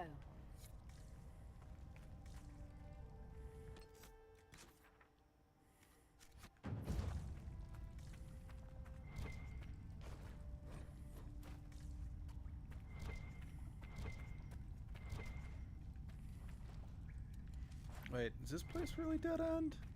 Could have sworn that this was connected to that cave, but apparently I must be wrong about that. Okay. I'm going to take a quick minute break because the sheer amount of caffeine I'm drinking, I need to use the restroom. But yeah, just give me 1 minute. I'll be right back.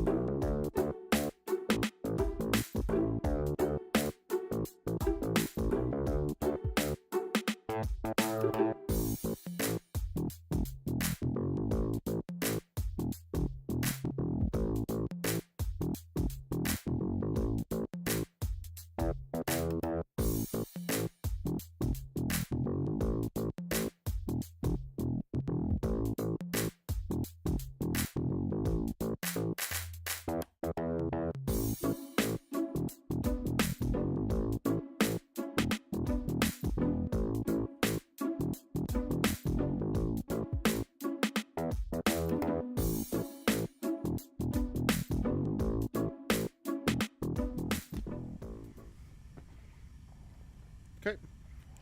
We're back. Thank you for your patience as always.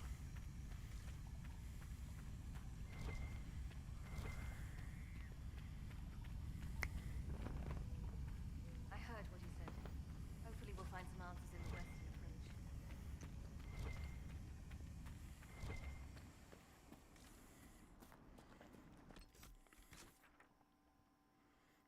Somewhere in here.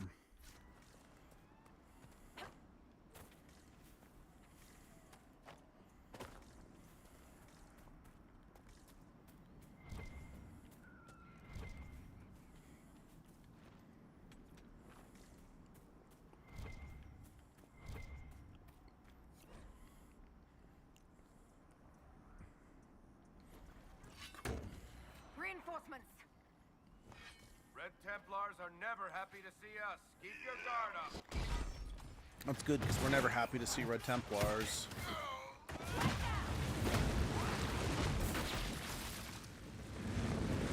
So the feeling is 10 flavors of mutual.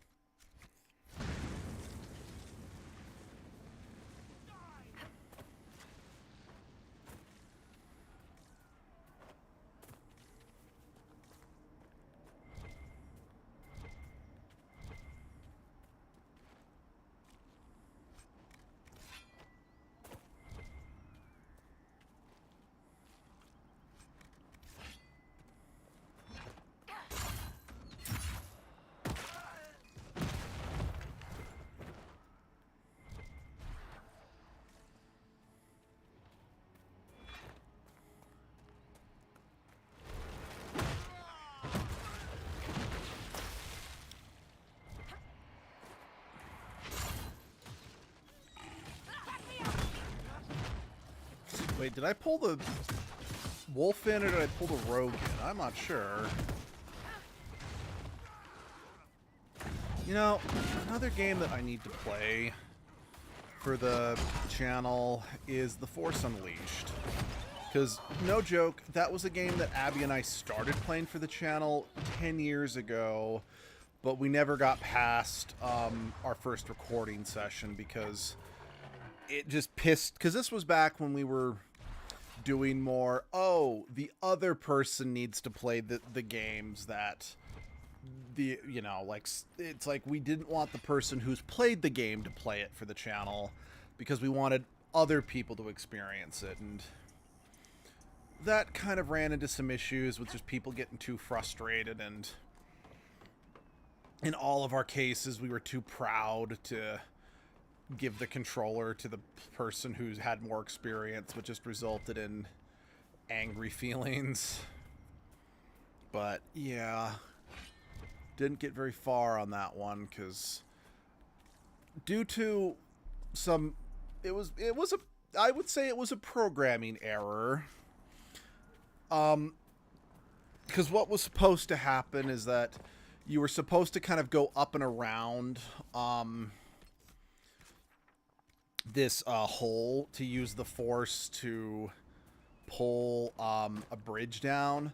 The problem is that you could actually use the game was actually registering that you could use the force on it in a spot you weren't supposed to be able to. So when Abby, not realizing she had to go up and around, he was using the force on it, it was pulling her closer to it because, again, she wasn't supposed to be able to interact with it unless she was a lot closer. But because of where she was standing, when the game just pulled her closer, it was pulling her into a pit, causing an insta-death. And since, yeah, we couldn't quite figure out what was going on, it just caused Abby to rage quit. Which, fair enough. Like, I don't really consider that to be a fail on her part. Like, it was a programming issue.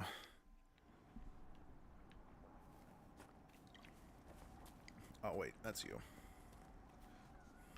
Well met, your worship. I found Butcher's corpse by the South Road. Only our highest operatives knew. I must inform Sister Nightingale we have a traitor. What's happening? The villagers are glad to have us. We impose no levies and help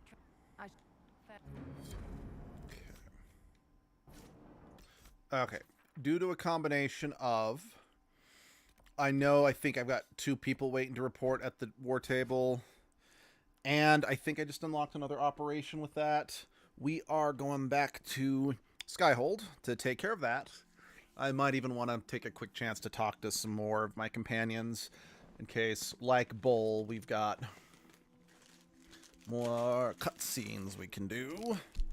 And then we'll get back to Cresswood.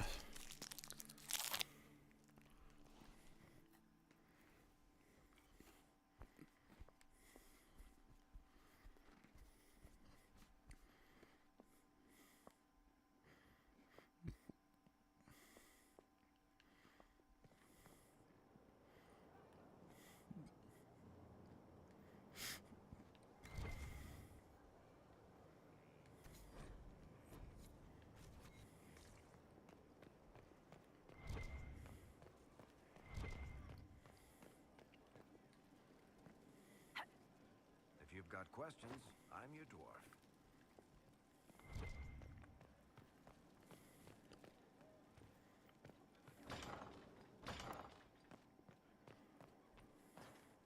Yes? What do the people... There's scarcely a noble house that hasn't openly... Let's... And...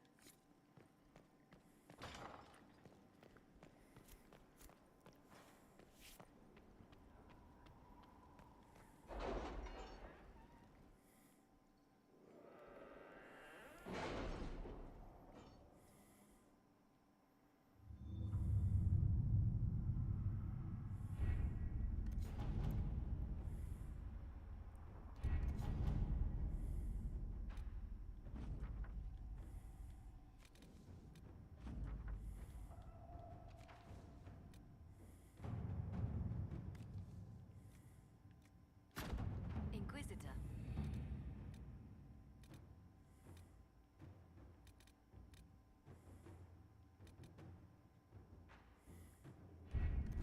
Yeah, I guess Liliana would have to be the one to do that one.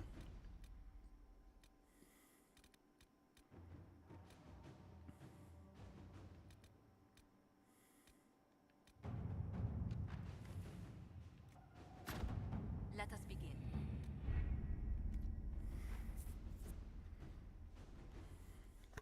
All right, yeah, we're gonna sit. I'm pretty sure I can sit in judgment on the mayor of Cresswood. Then we'll quickly run around and talk to everyone. Actually, I should need to talk to Cassandra too, because she's the only one over on that side I didn't talk to. But yeah, just talk to everyone except for the 3 that I did last time I was here.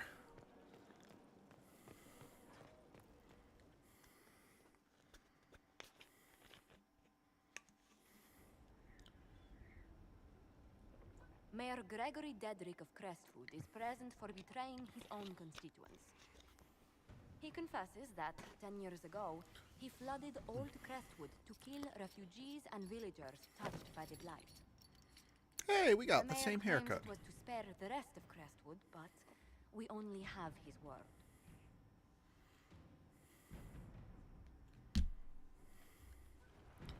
If the mayor has anything to say in his defense, let him speak. There's no cure for the blight. But I couldn't convince anyone to leave a sick child or husband behind. So you herded the infected into one place and flooded old Crestwood. Were no innocents caught in the waters? Nearly everyone in the village had the blight. I swear it. Have mercy. I couldn't tell the survivors I'd drowned their own families to save them. I couldn't. For the record, this guy is awful, but I also understand where he was coming from, even if I 100% do not agree.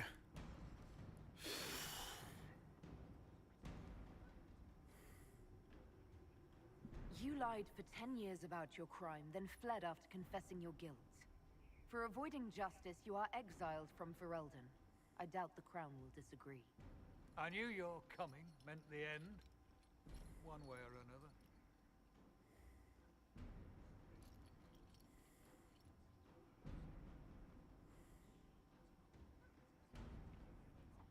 I don't know, I figured that is an appropriate punishment. Yeah, I know I probably should execute him, or let Ferelden deal with him, but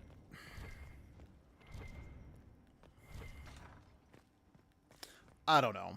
Given how serious the blight is, I really do. I would be happy to Sorry. share it with you. Sorry, I'm pretty sure this is just a repeat. They've forgotten, said the Yeah. spirit. There remains, and this act of small rebellion. But wait, there's more prisoners to judge? I don't think so. I'm not sure. Okay, I think it was just a delay with that going away. I don't know.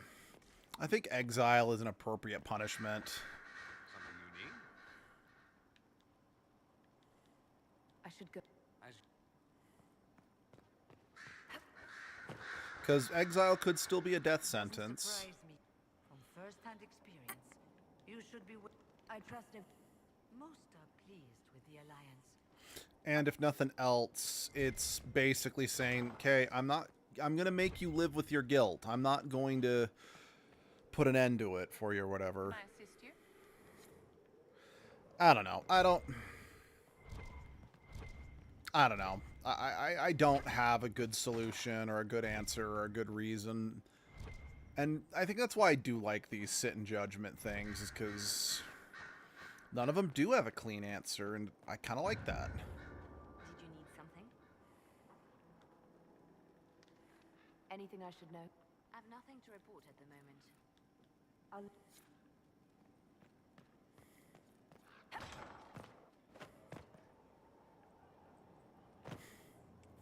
Did you see that? For a second, I was defying gravity. Inquisitor? Is there anything I should... Sarah brought me a piece of cake. She thought I looked... Why are you telling me that? Because it was either an act of kindness or a trap. I was hoping you knew which. Trap. That's... I'm sure... Definitely a trap if it's from Sarah.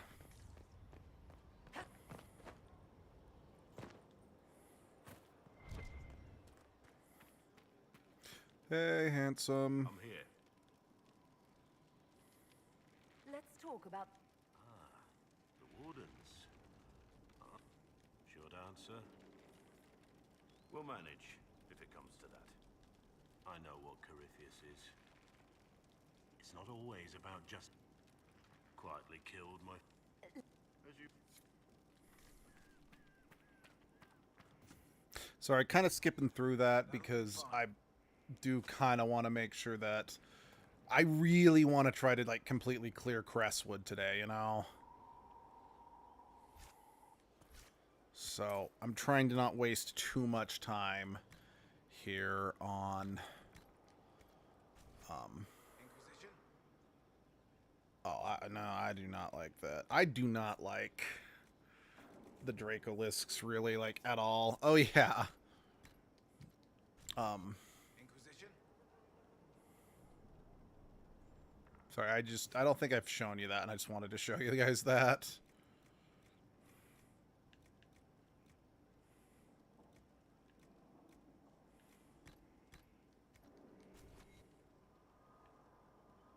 Yeah, let's use that one because it's got the nice zebra stripes on the back legs that look, well, I mean, they look nice.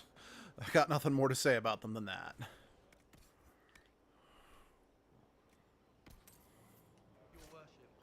Oh yeah, also while I'm here, Blackwall, is this axe better than what you got?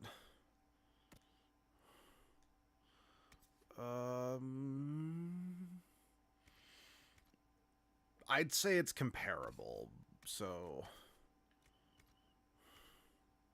Right, you've basically got the lightsaber. I'm not selling that. It's too... It makes me too happy for me to want to sell that.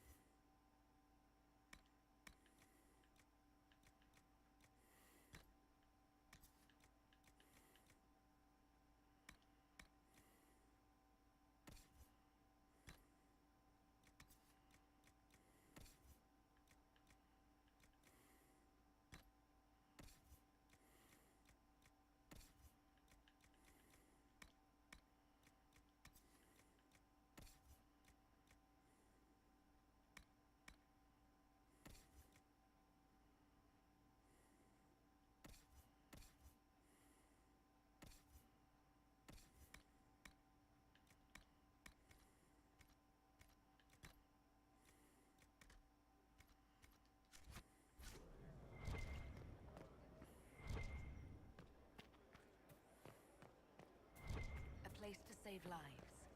What could be more important?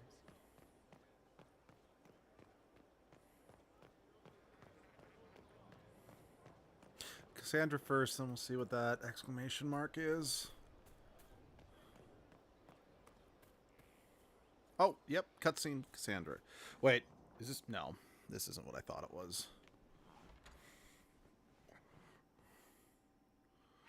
I can keep staring at this, but I won't get any closer. Something I can help you? Yes. We saw so many Red Templars at the assault on Haven. Perhaps all that was left... What we didn't see was... Indeed, I've seen no hint of any Seekers amongst the Red Templars, or anywhere. I have a growing suspicion Corypheus has imprisoned them. Why imprisoned? He could just as easily have killed them. Not easily. But yes, they may be dead. But the Seekers began this war against the mages. They cannot have simply vanished.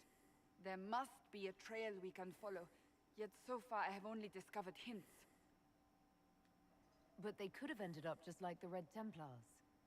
Seekers do not use lyrium.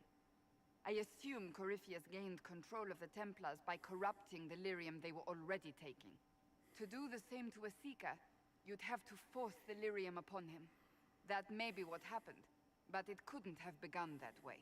We're missing a piece of the puzzle, Inquisitor. I need to find it.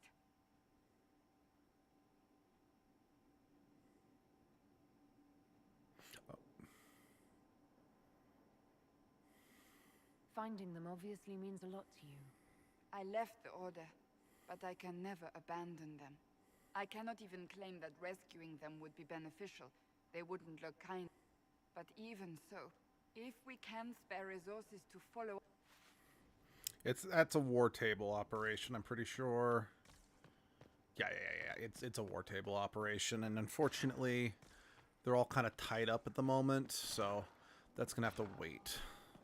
So I just want to double check. There really is no other things to judge at the moment.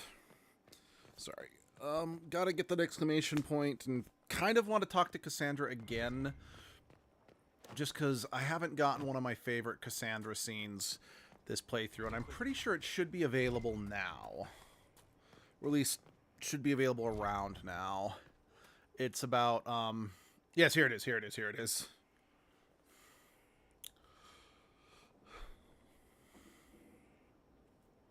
Good book? Ah! I don't know what you're talking about. So, Abby actually based one of a night that she played at a local theme park off this scene with Cassandra. Wait, are you blushing? What would I have to blush about? You tell me. It's of no interest to you, I'm certain. It's a book. I can see that. It's one of Varric's tales. Swords and Shields, the latest chapter. So you like to read? What's wrong with that? It's frivolous. There are more important things for me to do. That's just her favorite. Nobody asked you to winter. I couldn't finish the last one you lent me. I actually feel dumber for having tried. Ouch. It's literature. Smutty literature. Whatever you do, don't tell Varric. Why not? I think Varric would be pleased to have another fan. Pleased? Yes, that's one word for it. They're terrible. And magnificent. And this one ends in a cliffhanger. I know Varric is working on the next. He must be.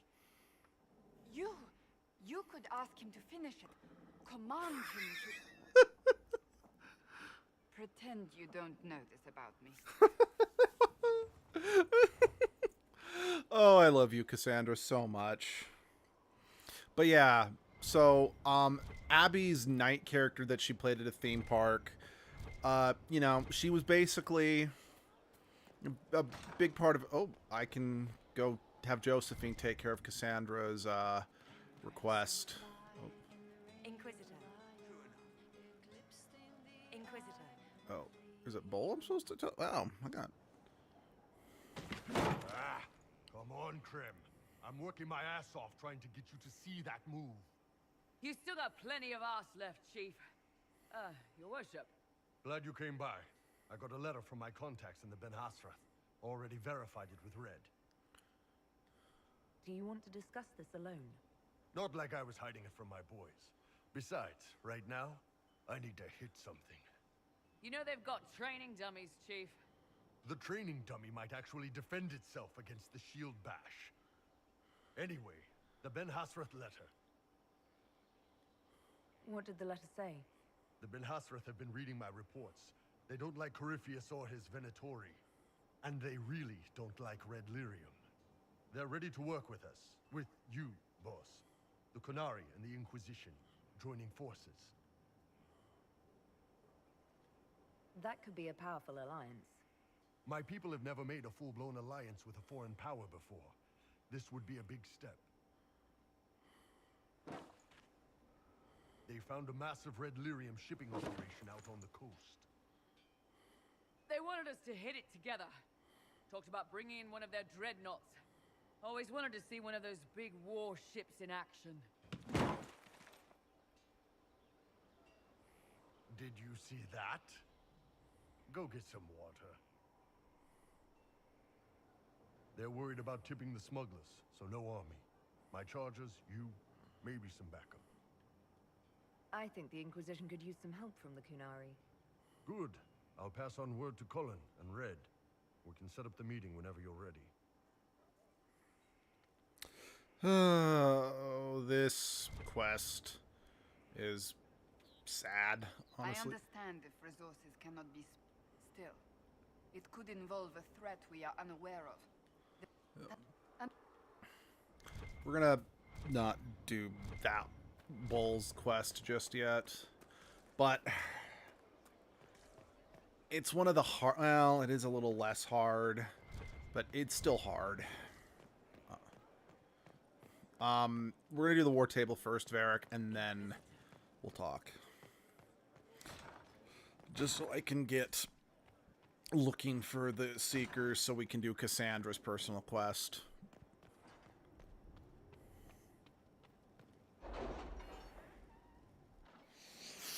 Excuse me.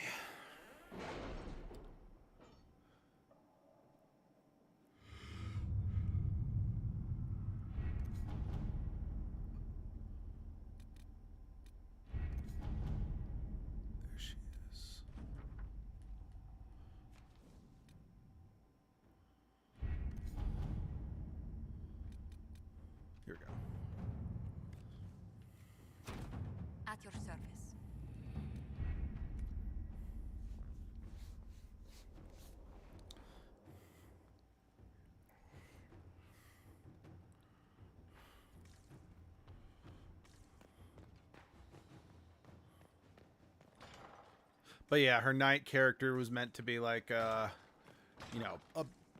she was a female knight, so, she was talked down to, no one took her seriously, so she had to be a super tough era to be taken serious, or aura to be taken serious, but she secretly loved smutty romance. Need something? Or are you just here to admire the dwarf? Cassandra is waiting for the next issue of Swords and Shields. I must have heard that wrong. It sounded like you just said that Cassandra read my books. She's a pretty big fan, in fact. Are we talking about the same Cassandra? Tall, grumpy seeker, like stabbing things? Wait, did you say the romance serial? Oh, she'll be waiting for a while then. I haven't finished it and wasn't planning to. That book is easily the worst I've ever written. The last issue barely sold enough to pay for the ink. Well, Cassandra seems to be hooked on it. And I honestly thought a hole in the sky was the weirdest thing that could happen. For real. So, you want me to finish writing the latest issue of my worst serial for Cassandra? Oh, that's such a terrible idea. I have to do it. On one condition. I get to be there when you give her the book. You've got a deal. I'll get to work then. You know, the fact that the book is terrible just makes it more worthwhile somehow. Oh, I love this. And it's another reason I do really appreciate Cassandra as a character, because they do go out of their way to make sure that she is still fleshed out. And honestly, this scene is just damn funny. What's up, BFF? What have you done now? I get it, Seeker. You're still sore after our spat. I'm not a child, Varric. Do not suggest I am without reason. A peace offering. The next chapter of Swords and Shields. I hear you're a fan. That's very clearly designed to look like Aveline. This is your doing. Yes, it is. Oh, yes. Do you really think I'd miss this? Well, if you're not interested, you're not interested. Still needs editing anyhow. Wait! You're probably wondering what happens to the Knight Captain after the last chapter. Nothing should happen to her. She was falsely accused. Well, it turns out the guardsman... Don't tell me! This is the part where you thank the Inquisitor. I don't normally give sneak peeks, after all.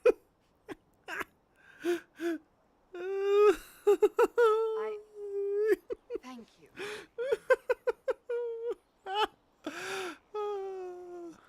Varric's the one you should be thanking. I am but a humble servant to my loyal readers. I wonder if I have time to read the first part. Don't forget to tell all your friends, if you have any. Completely worth it. Totally. Oh, that scene is great. Inquisitor. That's an... Oh, I love that scene. That scene is so damn funny. All right. Yeah, okay. Let's see. Let's make that the goal. Let's pop in here.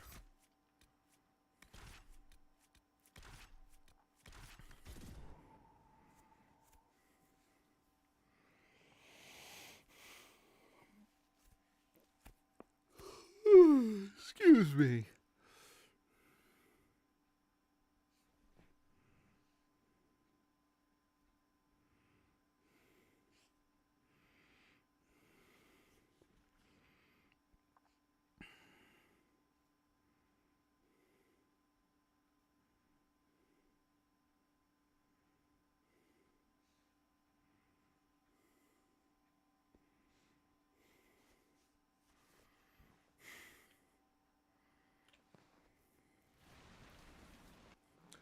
Actually, let's save once I can, because I haven't saved for a bit, and that's not good. Oh wait, right, level up. Oh, okay, maybe not level up, but I got points to spend.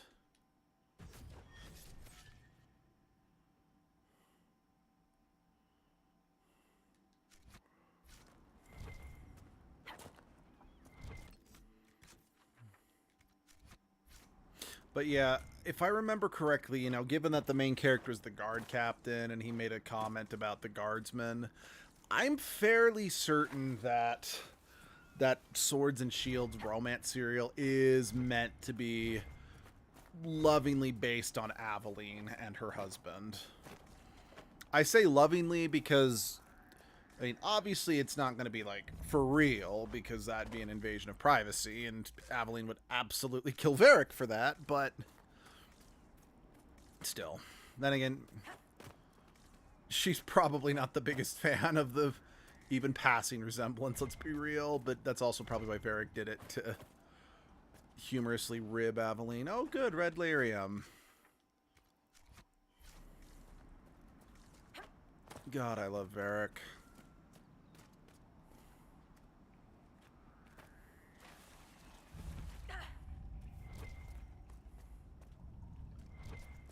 That's probably, yeah, that's definitely where completing, that's where the door should appear once I complete the the 3-star puzzles.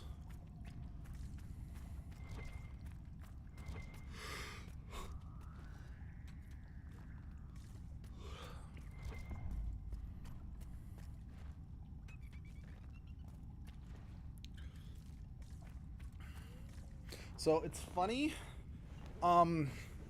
So I went to that convention I mentioned yesterday, and I mean, honestly, I've been going to a lot of conventions lately in my edgelord costume, partially because, well, I like wearing it, for one, and two, so again, for those who don't know, my edgelord costume is also, it also doubles as a biomutant cosplay, because edgelord originated from a joke I made during my biomutant live stream. So yes, edgelord can really look like just about anything, but like, I specifically based my costume, okay, I figured I guess whatever, specifically to try and resemble biomutant.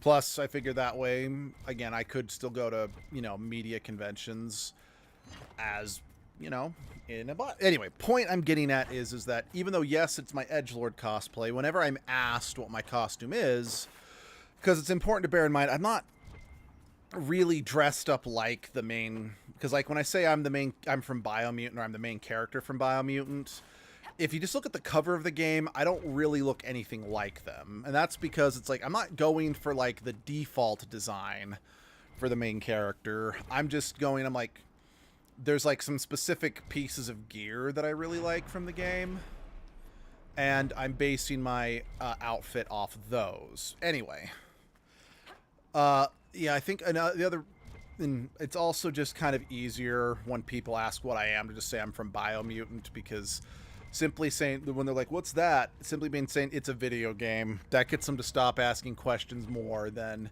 if I said, oh, I'm edgelord the idiot. They're like, what the fuck? And it's like, I'm not really, mostly due to my social anxiety, I'm like, I'm not looking to really give a deep dive on who or what edgelord is to a random stranger at a, you know, anime convention.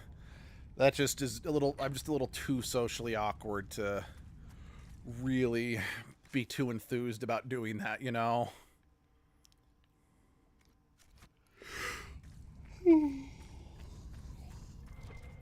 Excuse me.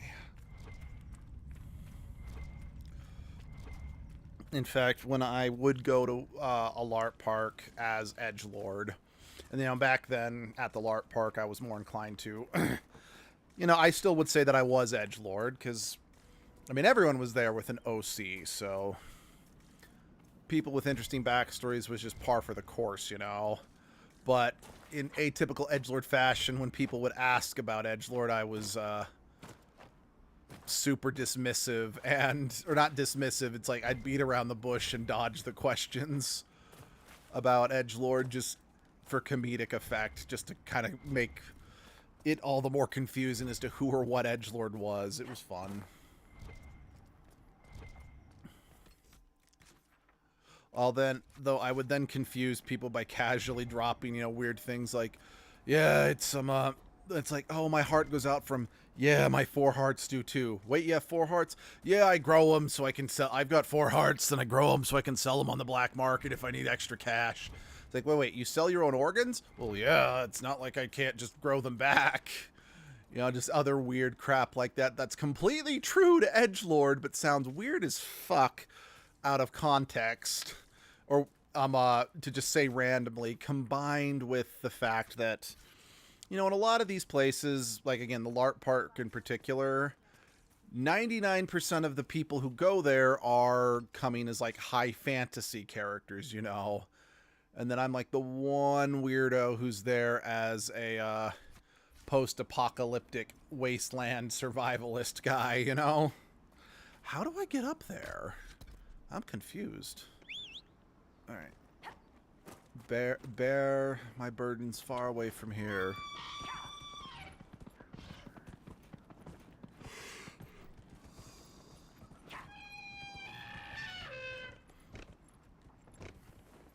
That's why it actually was kind of funny. So I've mentioned this a few times, but I got a bunch of my friends together and we did like an edgelord photo shoot. And like, so what would edgelord dress as? I'm like, literally come as whatever you want, guys. They're like, oh, but I want to be authentic to edgelord. And then I just kind of showed them the highlight that I made on my Instagram of like all of edgelord's different lives. I'm like, being authentic to edgelord is honestly just being whatever makes you happy. It's like the only requirements is edgelord is always going to be missing the right eye. Like, you can have it, like, I provided eye patches for everybody, but it's like, you don't have to use an eye patch. You can have, because like one of them wore a monocle and it's like, oh, it's a fake eye. Or it's like you could wear a contact with a whited out lens, you know, to make it look fake. Or, I mean, heck, I've even got my default edgelord costume now has a robot eye. Now, I don't normally wear that to conventions, partially because it's harder to see through. Then, yeah, that's what I figured. It's partially because it is a lot harder to see, because like my eye patch doesn't fully, just because of how it sits on my face, it doesn't fully obscure my vision, so I can still see a little okay, a little out of it in a crowded convention hall, you know. But the robot eye completely cuts off my vision in my right eye. But yeah, it's like you have to have you have to do something to cover your right eye or indicate that the eye is missing, and you blah blah blah blah. And yeah, by the way, just tips for anyone who actually wants to put together an edgelord cosplay for whatever reason. But yeah, right eye has to be missing, and they always have to have the edgelord sword with them, aka they always have to have a katana with them, and they have to never use the katana, because edgelord will fervently deny that the edgelord sword even exists. You know, I think one thing that does kind of bum me out about the one, the banned channel, the guy we had to ban from the channel that I mentioned earlier, specifically the one that I just said we're just going to call banned, is because they did get invested in edgelord, and they're like, I've created my own edgelord OC, or from edgelord's universe, which I'm like, okay, I don't think you actually understand All red. Be careful. how edgelord works, but I still appreciated the enthusiasm. Because, first of all, their OC character, I'm like, that just... First off, it's like, edgelord doesn't have their own universe, per se. They travel between different realities. And B, it was kind of very clear that their OC, their edgelord OC, was based on based on Fan Beamon from, what's it called? Digimon. Which, again, that's not in and of itself a problem. But just when they were super antagonistic to other people, and were super rude and demanding when it came to edgelord in my time. I mean, because that's the other thing, is that I always want to make sure you guys feel like we at the channel are seeing you, and we're not just blowing you off or ignoring you or taking you for granted, etc. It's like, that also doesn't mean that you guys get to completely monopolize my time either, you know? Or that I'll just do whatever you want because I value you guys. Because I want to be clear, I do. And it's why, for a while at least, I'm having a... Like, I feel bad. Despite Muffin being a great, reoccurring channel member, I've never really played one of the games they've recommended for a few reasons, but usually just because it's like I don't have it, haven't been able to find it, or they're not games that interest me enough that I've just like gone out of my way to track them down, which I do feel a little bad about. But at the same time, like I said, my time is limited, and it's like I still want to make sure that I do stuff that I'm passionate about, because I mean, even like just as an example, Knights of Azure and God Eater 3. These are two games I'm very passionate about, but my patience for both games are somewhat limited. Because like when I was working on that edgelord project that I mentioned, which, well, I'm a little concerned about ever happening for reasons. Like, I'm actually very worried about my friend who agreed to help edit that project, because there was some BS that went down at the local airport with the fuckers from ICE. Fuck those guys. And it's like, shit. My friend, you know, she is technically she's technically part of an immigrant family, even though they're here completely legally. And they would have been coming back to the United States from that airport around the time that the bullshit was going down. So I'm a little concerned I haven't heard from her in a while, you know? Anyway, Let's look around.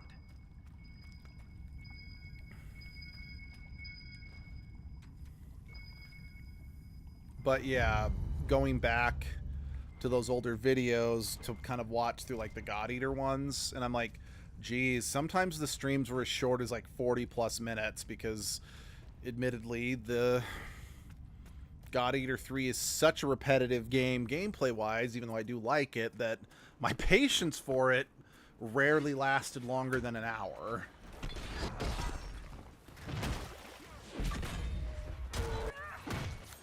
And that was also true with Knights of Azure. And so if it's a game that bores me about as much as those games kind of did, but again, I was passionate about those. It's like I don't really want to start something, especially if it's a fan recommendation, and not be able to finish it. Like, to this day, I still feel a little bad about...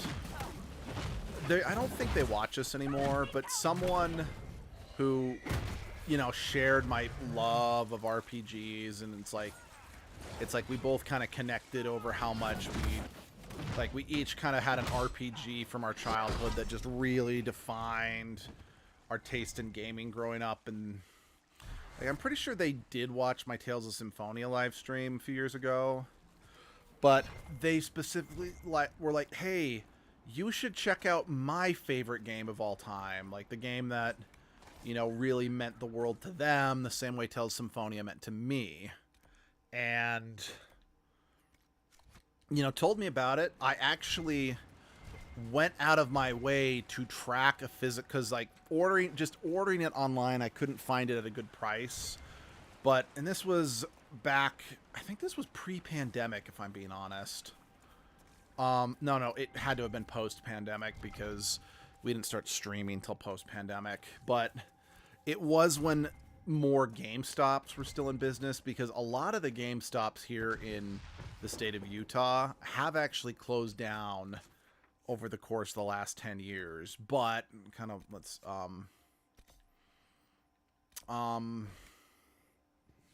words. I actually found a GameStop that had a physical copy of it, and I, was like, call them up, hold it for me. I will be down in like 30 to 40 minutes, however long it would take me to get there. And I started streaming it, and not gonna lie, the game was beautiful, the game was fun, and the story was super interesting. The problem was, it was a Square Enix RPG that wasn't Final Fantasy, and there was a lot to keep track of. And I mean, yes, I could have just had a guide open with me, but I don't do as well with guides. I lose my place easy, and I don't like using them as a whole unless I'm like super stumped. But there was just a lot to keep track of with that game, to the point of where it's like I was constantly having to check my phone just to figure out how to progress. Now, like, and that was also because, oh yeah, this thing. I was constantly just having to check my phone or whatever because, the game is, there's a lot of mechanics you had to keep straight. Like, specifically what kind of ended up happening, with me was, this was very much back when I just didn't have the time to stream regularly. So it'd be like, I'll stream maybe once every couple weeks, and the mechanics were so complex and so intricate or whatever that the big gaps in between the streams were causing me to kind of completely forget all the mechanics. So when I came back, it's like, I don't know what I'm doing, because like just as an example, because this was kind of the shit, this is going to cause me some issues, was there was like a quest where it's like I needed to bring a specific monster to this door to get through, and I'm like, I don't understand what I'm doing wrong, because I just could not get the door to open. Well, what you're supposed to do is, at that point in the game, you had a companion who had a skill called like the penguin dance or something like that, that could entrance monsters and make them follow you. And that is very specifically what you had to do to complete that quest. But I was told, I found out about that at the tail end of one of my streams, and I was trying to quickly wrap it up. So the information kind of went in one ear and out the other. So when I finally came back several weeks later to continue the stream, I couldn't remember what I was supposed to do. So I had to sadly abandon that live stream, because it's like, I'm sorry, if I keep, and that's kind of officially where I sort of implemented my whole, I really want to play through a game first before I stream it, for the most part. Because yes, it does unfortunately mean you're not going to be able to experience my genuine raw reaction to the surprise and intrigue of the games or whatever. But it does mean that I'll be a lot more likely to actually finish a game for you guys. I killed the wyvern up in the cave. The body's yours if you want it. That I do. I hope you can make good use. Now, obviously, I have started to adopt some exceptions to this rule. Probably the biggest one is for the fan service games. It's like, again, there's a game called X-Blades that I'm really excited to play for the channel, because I'm like, this game is so terrible. I need to record my raw reaction to it, because otherwise it wouldn't, in my opinion, it probably wouldn't be worth actually calling attention to it, because looks like a game with a main character with a terrible game design that I have no idea if it's going to be fun or not. Because, like, another game, just as an example, that I am going to stream for the channel at some point is Stellar Blade. Now, that is arguably a game that the point and purpose is also fan service, but I really liked the story, world, and gameplay, so it's like, yeah, is it a shameless fan service game? Probably, but I also can't deny that I think it's a fuck ton of fun, and I want to play it again for the channel. But yeah. I guess what I'm saying is, with those games, I mean, heck, because I played Knights of Azure 2 for an hour, and then I'm like, nope, I can't do it anymore, we're done. Just because of how awful I find that particular game.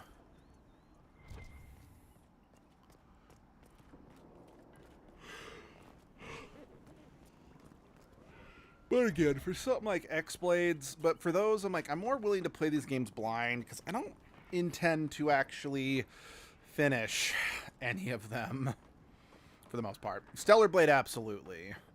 But like, for example, the Dead or Alive Extreme games, I'm like, I am going to play each one, except for maybe the dating sim. I'm kind of curious about how that one's going to turn out.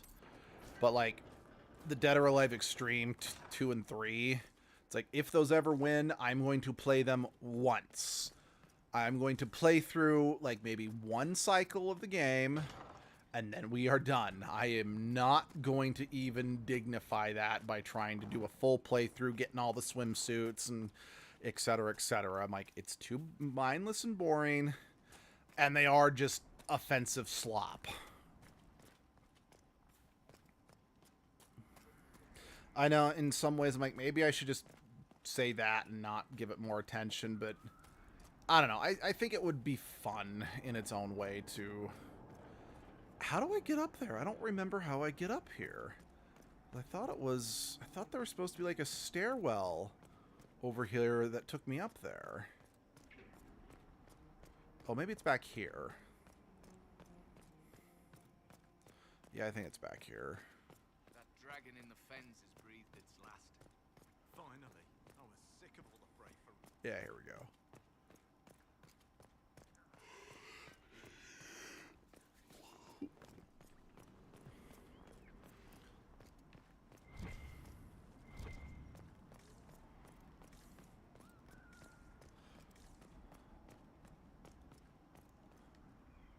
Someone needs to deal with... Who has time? If we... Good point, but I've got a code to unscramble if you want. Are the highwaymen? Yes, your worship. Cresswood.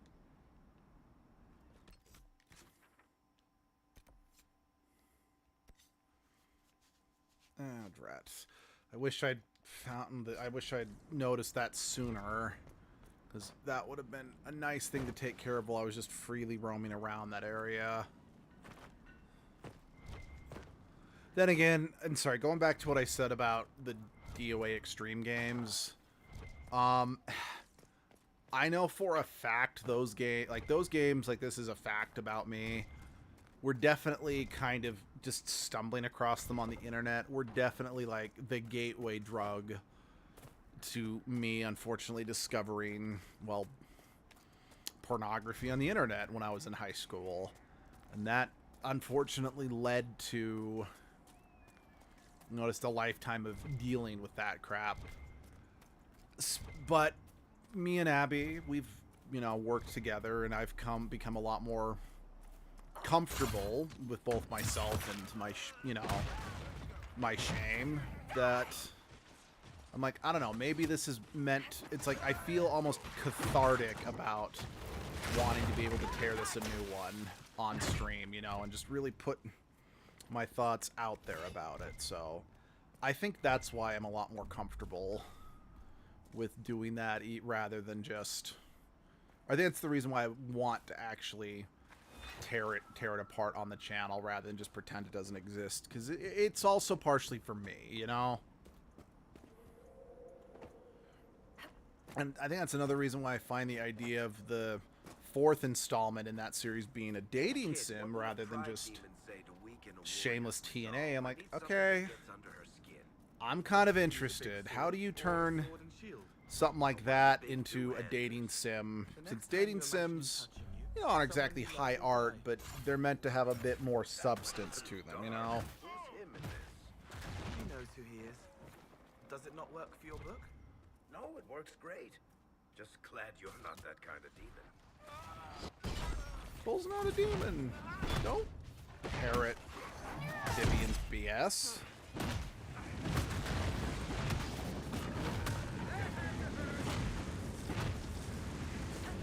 Actually, speaking of games I still need to stream, I still need to find time to stream.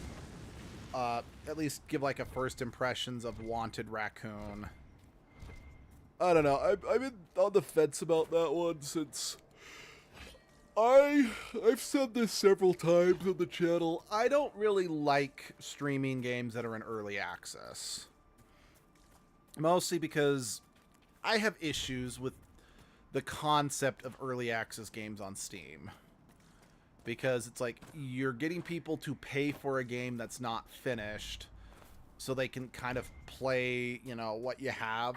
But it's like, I've got your money, but now there's no guarantee I'll ever finish the game, you know? Because, I mean, there are some things like, shoot, I forget what it's called, but there was a game that was released in 2 parts, and basically the sales from the first part is what allowed them to finish the second part. But by the same token, I'm like, it was a fun little point-and-click adventure game that, you know, you legit was released as 2 separate games. You know, it ended with a to be continue. I mean, it's still not amazing either, but I don't know. I personally feel like just a prime example of why I take issue and umbrance with early access game is Yandere Simulator. And I'm not talking about all the creepy, pedophilic, other bullshit that kind of goes along with Yandere Sim as a whole. I just mean the fact that he put the game on early access, never finished the game, but instead kept pushing out like niche, really niche updates like, oh, now you can turn them into Titans from Attack on Titan or other crap like that.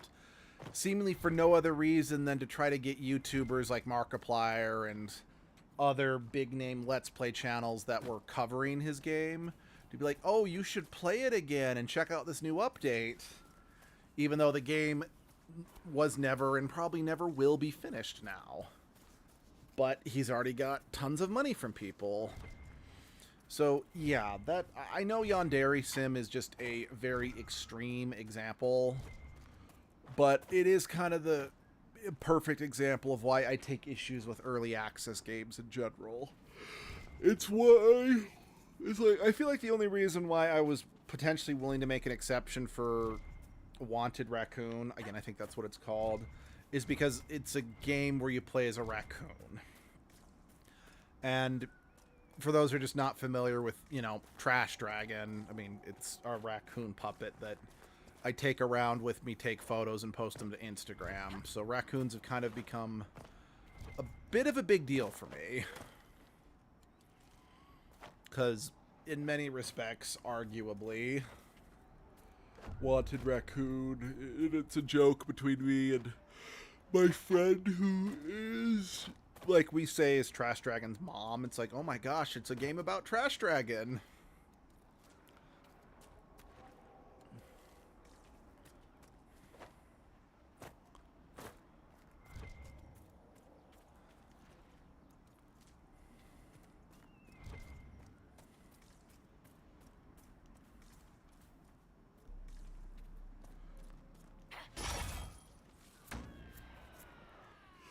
That was bullshit.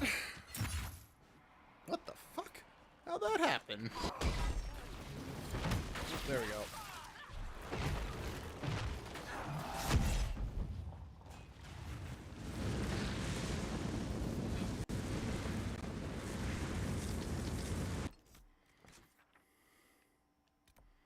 Yeah, I don't need to go back and report. So, Kalu fucking lay, we cleared Cresswood. Okay. Okay, we're gonna go. Oh, hold on. Let's go talk to the requisition officer. We're gonna go do this quest because it's not gonna. It's gonna advance the story, but it's not gonna lock us into the next major story event. It's just gonna be a cutscene and a fight to set up the next part of the Great Warden story that we can do. I always do this quest before I do the Emperor of Orlais, or the Empress of Orlais ball, because the Empress of Orlais ball stuff is complicated if you want to get the best possible outcome, which I don't know if I'll be able to do, because I've always been pretty bad at getting it all taken care of, but I honestly might have a guide out to try to get the best possible, because the best possible outcome is still pretty cool, if you ask me.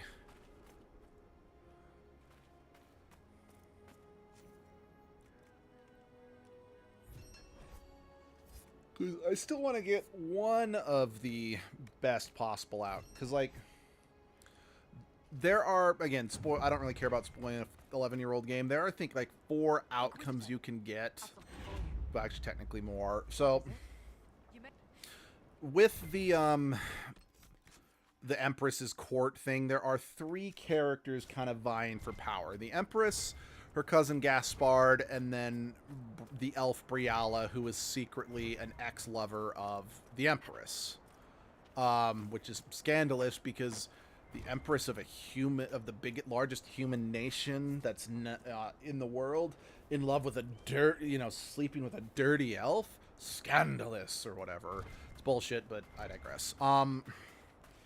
The outcomes you can get is that the Empress dies, and Gaspard takes over as king.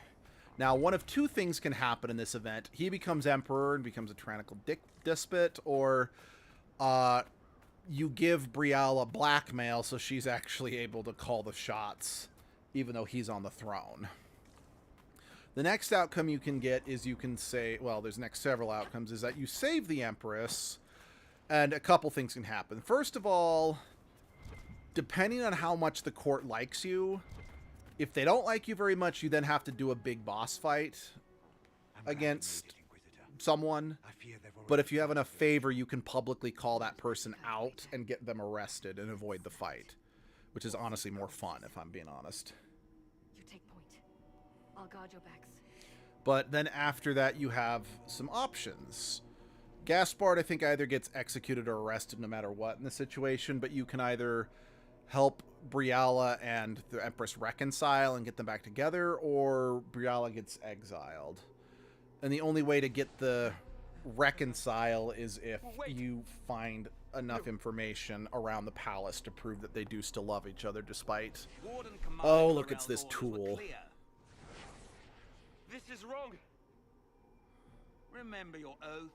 In war, victory. In peace, vigilance. In death, I'm sorry. Sacrifice.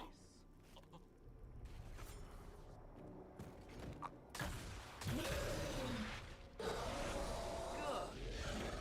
Now bind it just as I showed you.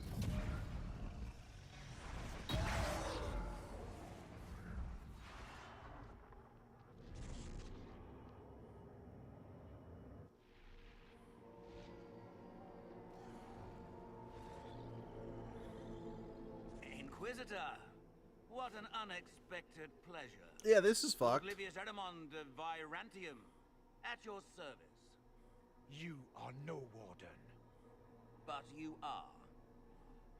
The one Clarel let slip.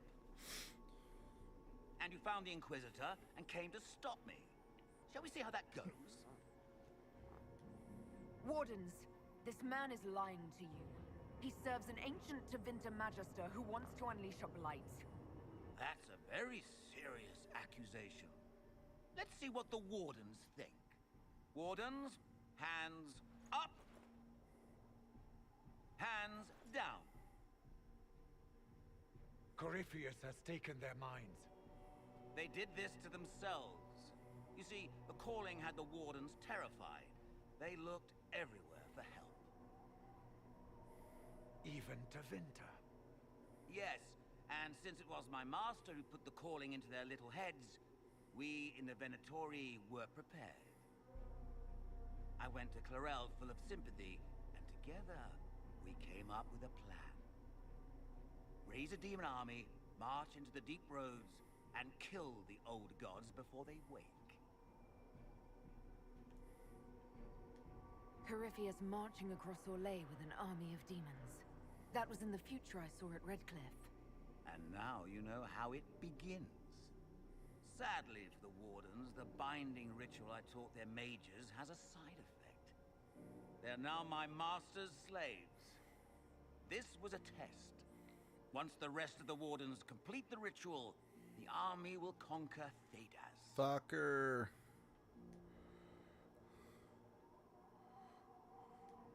Do you really want to see the world fall to the Blight? What do you get out of this? The Elder One commands the Blight. He is not commanded by it, like the mindless Darkspawn. The Blight is not unstoppable or uncontrollable. It is simply a tool. Somebody's certainly a tool. For me, while the Elder One rules from the Golden City, we, the Venatori, will be his god kings here in the world.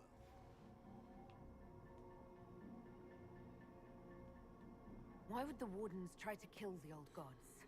A blight happens when Darkspawn find an old god and corrupt it into an archdemon. If someone fought through the deep roads and killed the old gods before they could be corrupted, woof, no more blights, ever. The Wardens sacrifice their lives and save the world. Piece of That's shit. madness.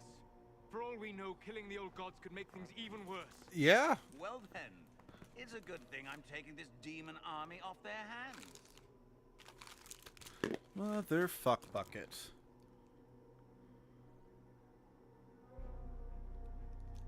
That's all I needed to know. Oh, please.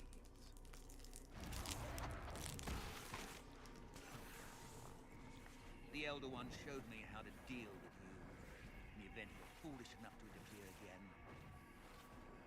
That mark you bear, the anchor that lets you pass safely through the veil, you stole that from my master. He's been forced to seek other ways to access the Fade. When I bring him your head, his gratitude will be... Ah! Fuck you.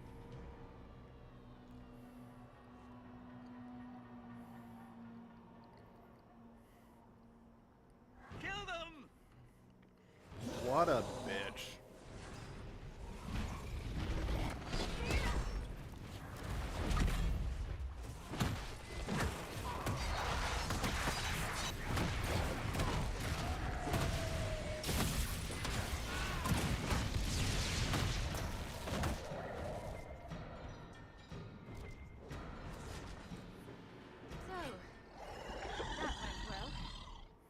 You were correct.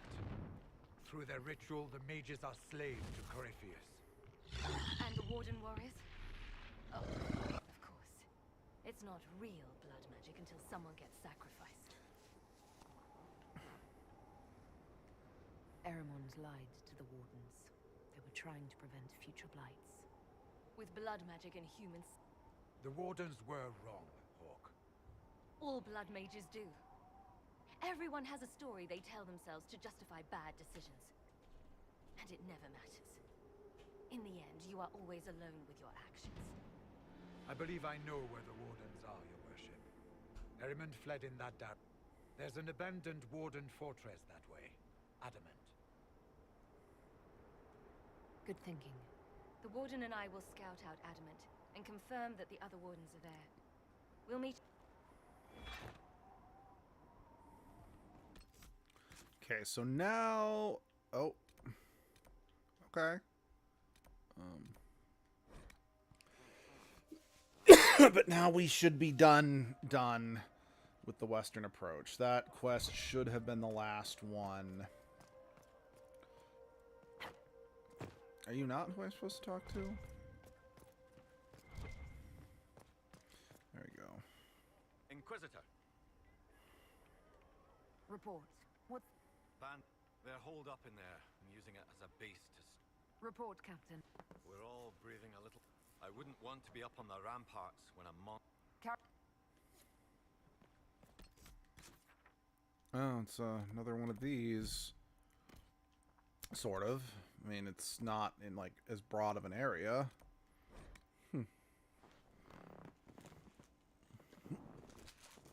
I don't remember these just clear out bandits quests.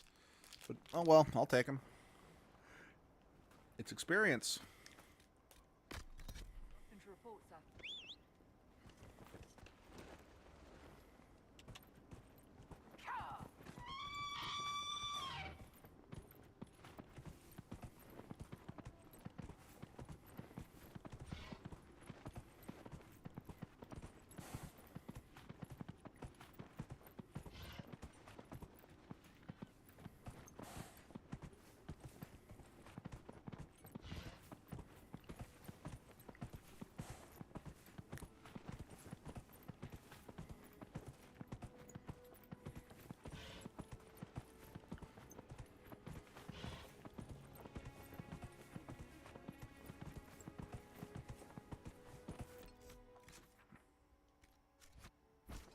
And I was literally just here.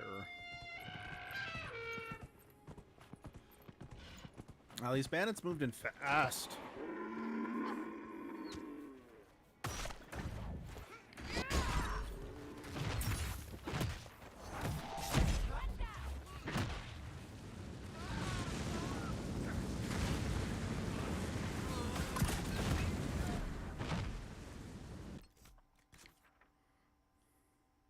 Okay, now we are done with the Western approach.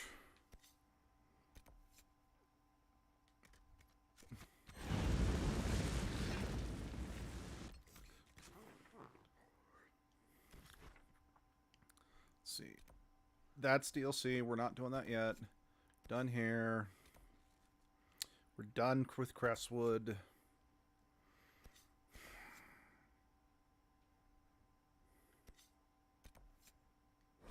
Haven't been there yet. Yeah, there are still some quests here, but I don't really feel like trying to figure them out because it's like the glyphs and the letters, and it's just a pain in the ass. I don't want to deal with it.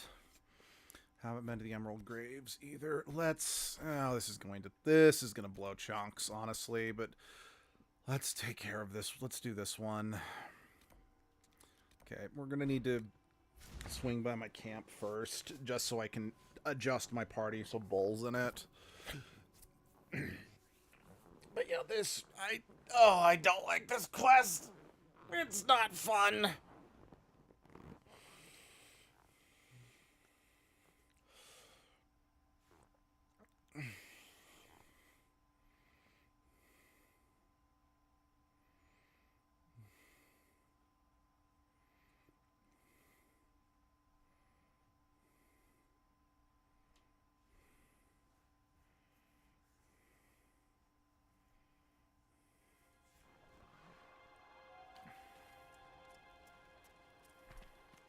Where's the party horn? There it is. Alright, Barrack.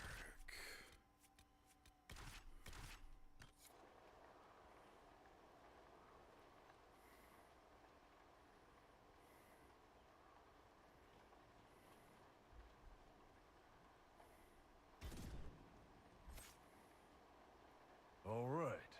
Our Kunari contact should be here to meet us. He is. Good to see you again, Hisrad. Gat! Last I heard, you were still in Saharan. They finally decided I'd calmed down enough to go back into the world. Boss, this is Gat. We work together in Saharan. It's a pleasure to meet you, Inquisitor. Hisrad's reports say you're doing good work. Iron Bull's name is Hisrad. Under the Qun, we use titles, not names. My title was Hisrad, because I was assigned to secret work. You can translate it as Keeper of Illusions, or... Liar. It means liar. Well, you don't have to say it like that. I look forward to working together. Hopefully this will help both our peoples. Tevinter is dangerous enough without the influence of this Venatori cult. If this new form of lyrium helps them seize power in Tevinter, the war with Kunandar could get worse. With this stuff, the Vince could make their slaves into an army of magical freaks. We could lose Saharan, and see a giant Tevinter army come marching back down here. The Ben Hasrath agree. That's why we're here. Our dreadnought is safely out of view, and out of range of any Venatori mages on shore. We'll need to eliminate the Venatori, then signal the dreadnought so it can come in and take out the smuggler ship. What do you think, Bull? Don't know. I've never liked covering a dreadnought run. Too many ways for crap to go wrong. If our scouts underestimate enemy numbers, we're dead. If we can't lock down the Venatori mages, the ship is dead. It's risky. Riskier than letting Red Lyrium into Minrathos?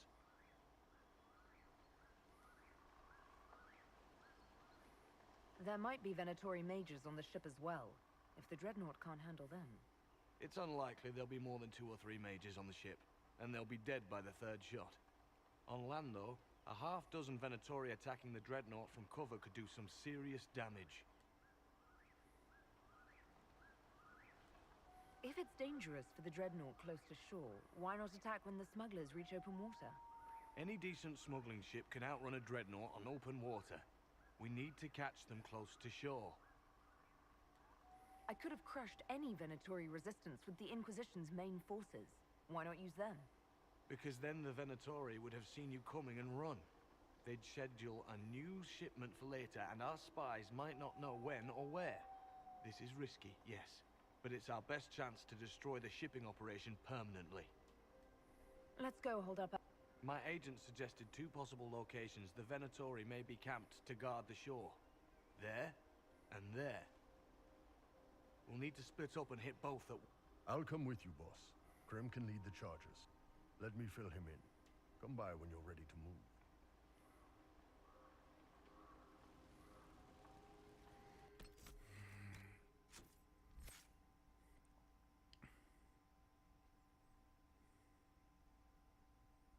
Oh, wait.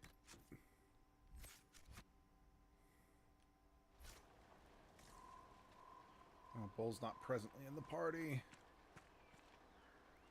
Once they're down, send up your signal. That'll let the Dreadnought know it's safe to come in. Understood, Chief. Remember, you're gonna want a volley to start, but don't get suckered into fighting at range. They've got mages. It's all right. We've got a mage of our own. I'm not a mage. Get in close and take their enchanter down before he takes over the battlefield. He'll be dead before he knows it. Just pay attention, all right? The Vince want this red lyrium shipment bad. Yes, I know. Thanks, Mother. Kunari don't have mothers, remember? We'll be fine, Chief. All right, Chargers. Horns up! Horns up! Ready whenever you are, boss. I'm ready to head out, Bull. Right. Chargers, hit 'em hard and hit 'em fast. When this is over, drinks are on me. You got it, Chief. Charges, double time. Let's move!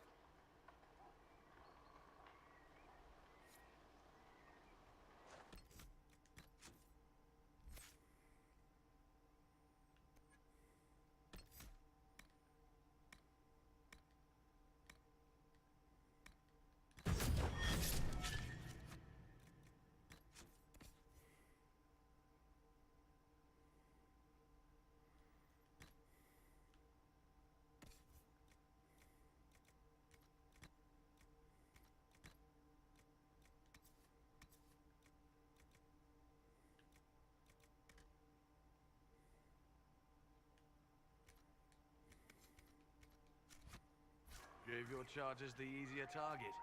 You think? Lower and farther from the smuggler's ship, it's much less likely to be heavily defended. Suppose we'll do the heavy lifting then. Just like old times.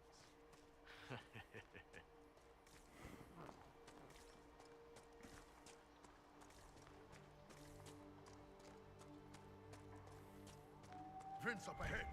Don't let them warn the others.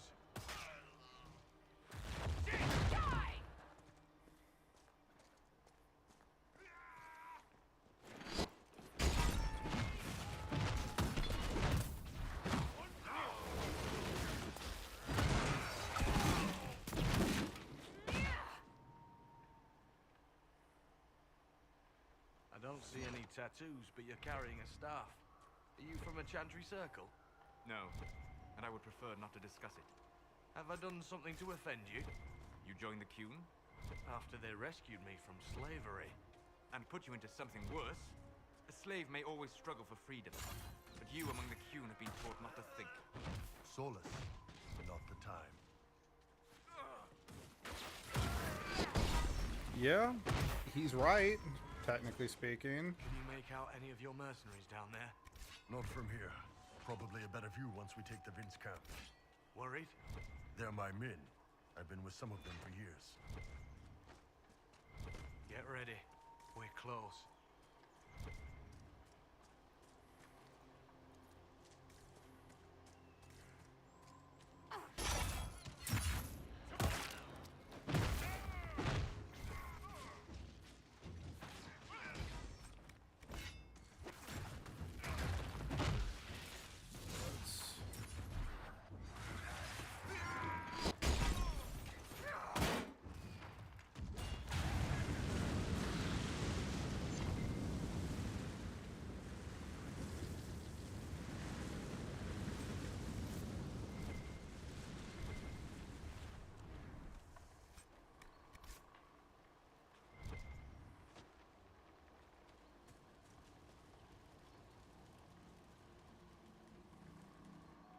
there. We're clear, Cat. Right. Signaling the dreadnought. Chargers already sent theirs up. See them down there? I knew you gave them the easier job. There's the dreadnought. That brings back memories.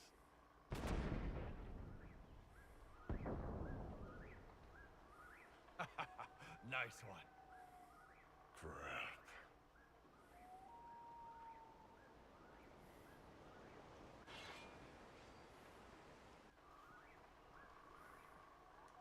They've still got time to fall back if you signal them now. Yeah, Your men need to hold that position, Bull. they do that. They're dead. And if they don't, the Venatori retake it and the dreadnought is dead. You'd be throwing away an alliance between the Inquisition and the Canari. I know. You'd be declaring yourself Talvashoth. With all you've given the Inquisition, half the Ben Hasra think you've betrayed us already. I stood up for you, Hisrad. I told them you would never become Talvashoth. They're my men. I know, but you need to do what's right, Hisrad. For this alliance, and for the Qun. This is so hard. Because when I first played through, I always saved the Chargers. And in many respects, I still think that, well, but there's also plenty of people who are going to die on the Dreadnought. So it's like, yeah, save the people you know, or save the people you don't know. And it's also kind of sad, because if you save, you know, the Chargers all die. And in the grand scheme... Hi, honey. Hi. And in the grand scheme of things, arguably, forming an alliance with the Qunari is more beneficial for the world as a whole. But the Qunari aren't exactly the best people in the world. And especially considering what ends up happening to Bull. And like I said, this game's 11 years old, so I'm not going to hold back on the spoilers. If you save the Dreadnought, he stays part of the Qun, and then the Qunari end up betraying you in the Trespasser DLC, and you then have to kill Bull, which is developer's canon, which means Bull will never show up in the franchise again. So, I don't know. But, like, in the moment, both have merit, you know? Mm-hmm. Like, if you don't look at it with the benefit of hindsight, I always struggle with this decision because, again, save the people you know, but basically kind of ruin Bull's life, or save the people you don't know and let him stay part of the Qun. But as even Solus pointed out, being part of the Qun is arguably worse than being a slave, because a slave, like something Solus literally just said to the other elf, is it's like, yeah, the Qun saved you from slavery, but they made you something worse, because a slave can always yearn for freedom, but a member of the Qun has been taught not to think. And also, Bull doesn't like the Qun. Yep. So, like, it's one of those things that it's like he's definitely a guy with, in a sense, religious trauma. Yep. That he's stuck in the Qun even if he doesn't like it. Yeah. Plus, I mean, there's kind of a reason why a lot of people have noticed that once you're not fanatically devoting yourself to a religion, you know, you start feeling better about yourself and drift away because you're not just having the rhetoric forced down your throat on a daily basis, you know? So, again, putting the religious stuff aside, this is a good dilemma, but I am going to go against developers' canon here. Call the retreat. Don't. They're falling back. All these years, Hisrad, and you throw away all that you are. For what? For this? For them?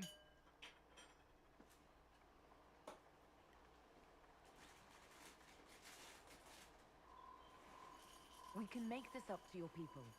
No, you can't.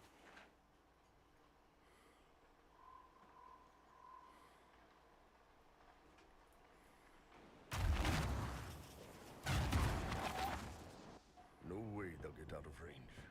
Won't be long now. Bo, when the dreadnought sinks, sinks. Qunari dreadnoughts don't sink. That's the benefit of having a ship loaded with black powder. Let's get back to my voice.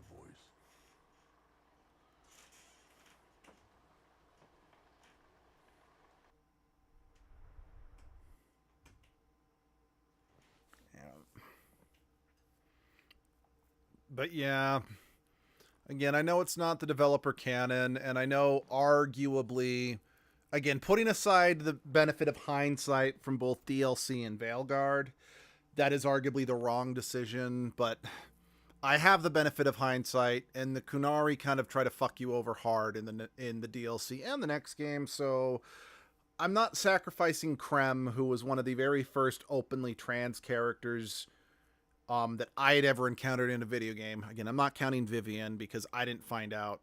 I mean, she wasn't trans in the English version, and so I didn't, yeah, you know what I mean. Inquisitor, it is my duty to inform you that there will be no alliance between our peoples, nor will you be receiving any more Ben Hasrath reports from your Talvishoth ally. You under orders to kill me, Gat? No. The Ben Hasrath have already lost one good man. They'd rather not lose two.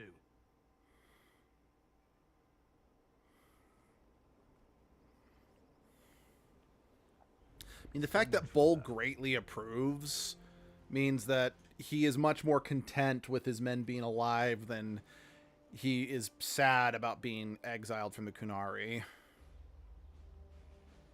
You all right, Bull? Yeah. Guess I'll have more free time without having to write all those reports. Bull. Boss, let me have this one, all right? This one needs to be mine. You're late. Sorry, Chief. Still sore from fighting off all those vents. Good to see you, Inquisitor. How did the Chargers come out of the fight? Just fine. Thanks to you and the Chief, we had plenty of time to fall back.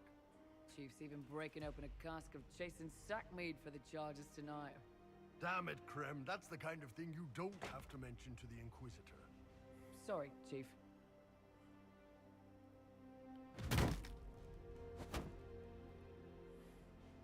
Ah, forget it.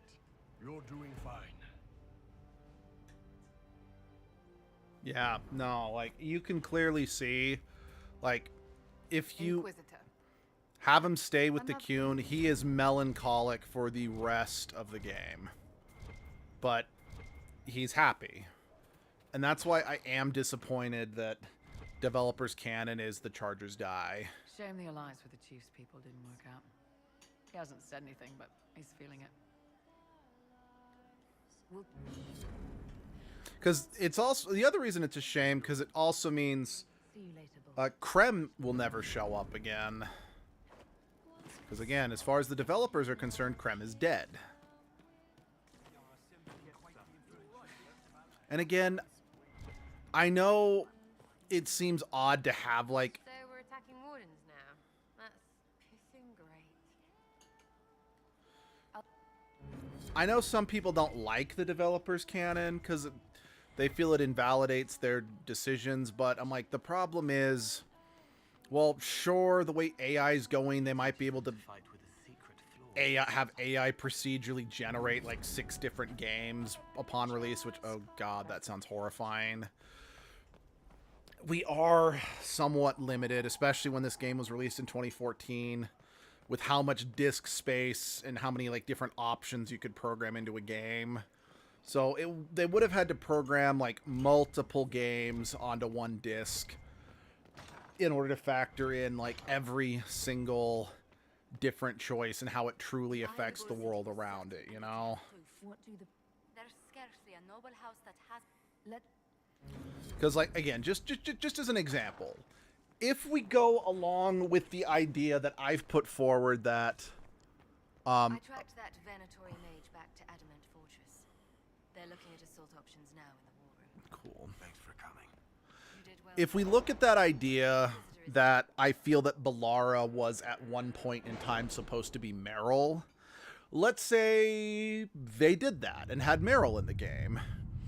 It's like, okay, but that would now invalidate the people who got Meryl killed in their personal playthroughs in Dragon Age 2.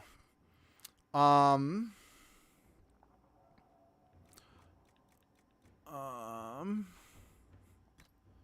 Leliana is a standing example of fuck your cannon. Yeah, because yes, she can only die under one very specific circumstance, and she has like a throwaway line in like Dragon Age 2 about how she's still alive. But yeah, that, and if you do that too much, it kind of undermines a big part of what the appeal of these games are.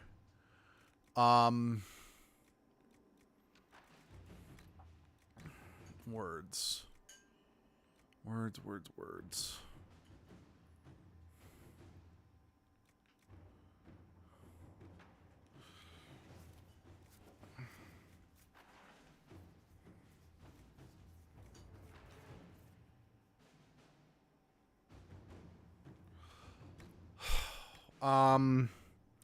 But again, if they wanted to, they'd have to be like, okay, let's program Veilguard with Meryl as the main character. But if there's a playthrough where Meryl died, we'll now have Balara instead. But Meryl doesn't have a sibling, but Balara does. So now they'd have to find a way to completely rework, and they'd have to have multiple people. They'd have multiple voice files for Balara, everyone interacting with Balara versus Meryl, so on and so forth, you know? Plus, it now also has to factor in, what if because you can romance all your companions in Veilguard. It's like, well, what happens for people who had Meryl romance Hawk? And what if in that canon, Hawk is still alive? It's like, so is Meryl now cheating on Hawk?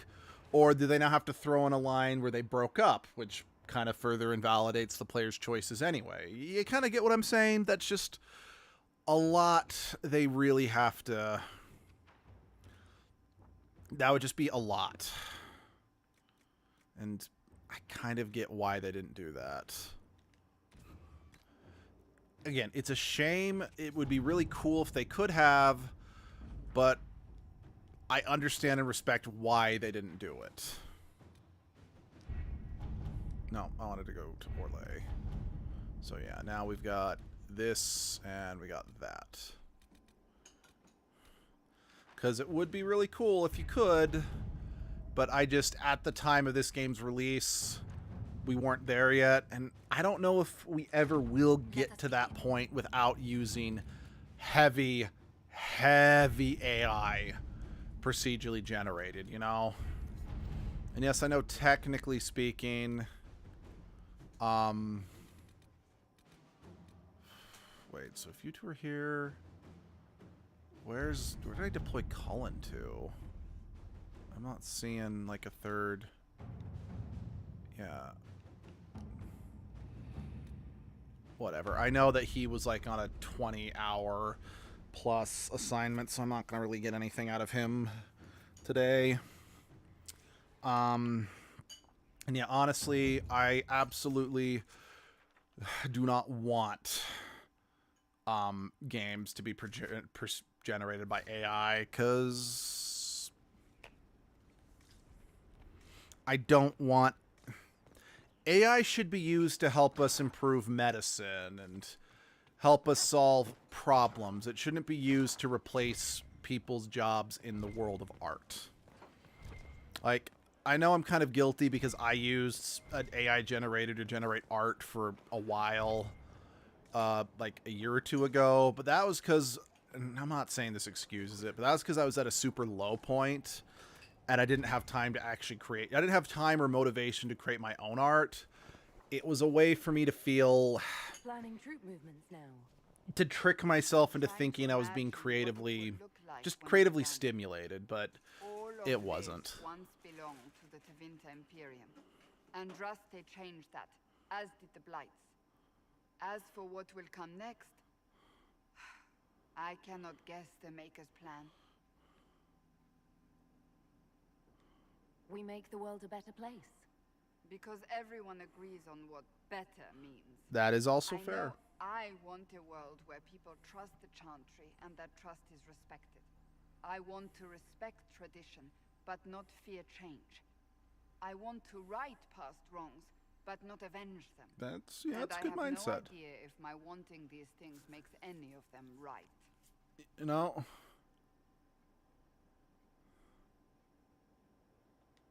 Even if they're not right, they're certainly admirable. Yeah, no, it Some is. would disagree. They would call it heresy. Good. That didn't sound like the ravings of a heretic, Cassandra. Perhaps not. But I it mean, takes because let's look precious at the little bull effort to crap paint we're even dealing an with in act the of real compassion world. as damaging. Christianity has gotten to the point where they are blatant, at least in America, where they're blatantly ignoring anything that was ever actually taught by Jesus. Like, Jesus said, you know, feed the poor, welcome the, you know, immigrants, help the homeless, etc., etc. And you say that to any conservative Christian nationalist, and they will lose their shit saying that, you know, that's heresy, you're a liberal, blah, blah, blah, that blah, blah, blah, blah, blah. So it's like, just because the collective conscious of a religious group says something's heresy doesn't mean it is. Doesn't mean it's bad either.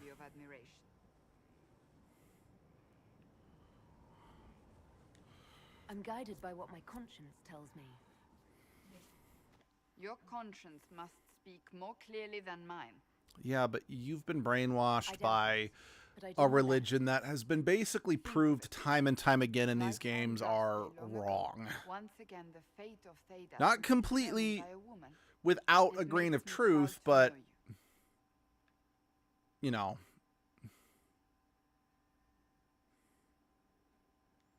I hope we can call each other friends. I hope so too. We still have a long road to travel, Inquisitor. Wherever it takes us, I'm glad you're here. Yeah. I think another reason why I do like Cassandra is even though she is technically devoutly religious, she is still full of doubts, which does relate to me personally. I understand the Inquisition has tracked Care Oswin. I didn't see Ban Loren as the sort of nobleman that the sooner we go there, the sooner I can put this. That's enough. Another. Okay, do I need to... I just want to check. No, we can go there now. We don't need to do an additional war table thing. So that's probably what we're going to do next. But we're going to do that next time. Let me think. I don't really have any special days off this week, so I don't think I'm going to be doing any extra streams during the week. I don't think Abby and I have any conflicts next Friday, so we should be good to do the Edgelord stream without issue. Hey Abby, are you planning on doing your usual Wednesday stream, or do you have work again? No, I'm planning on it. Okay, so Abby's planning on doing her usual Wednesday stream. Do you think you might do some streams on Monday, or is that just going to kind of depend on what you have on your plate? It just depends on when the plant I'm babysitting gets delivered. That's true. Yeah, we're babysitting a plant for two of our best friends while they're going to be off on vacation for a few weeks, so that's going to be fun. It's going to be interesting. Because it's supposed to be a very pretty plant. Yeah, it's bioluminescent. So yeah, there'll be more Dragon Age streaming next Saturday, barring any other obligations. And I'll be streaming, you know, both Saturday and Sunday mornings, again, barring other obligations cropping up that I didn't foresee. Since, again, we're going to just kind of focus and get through this game.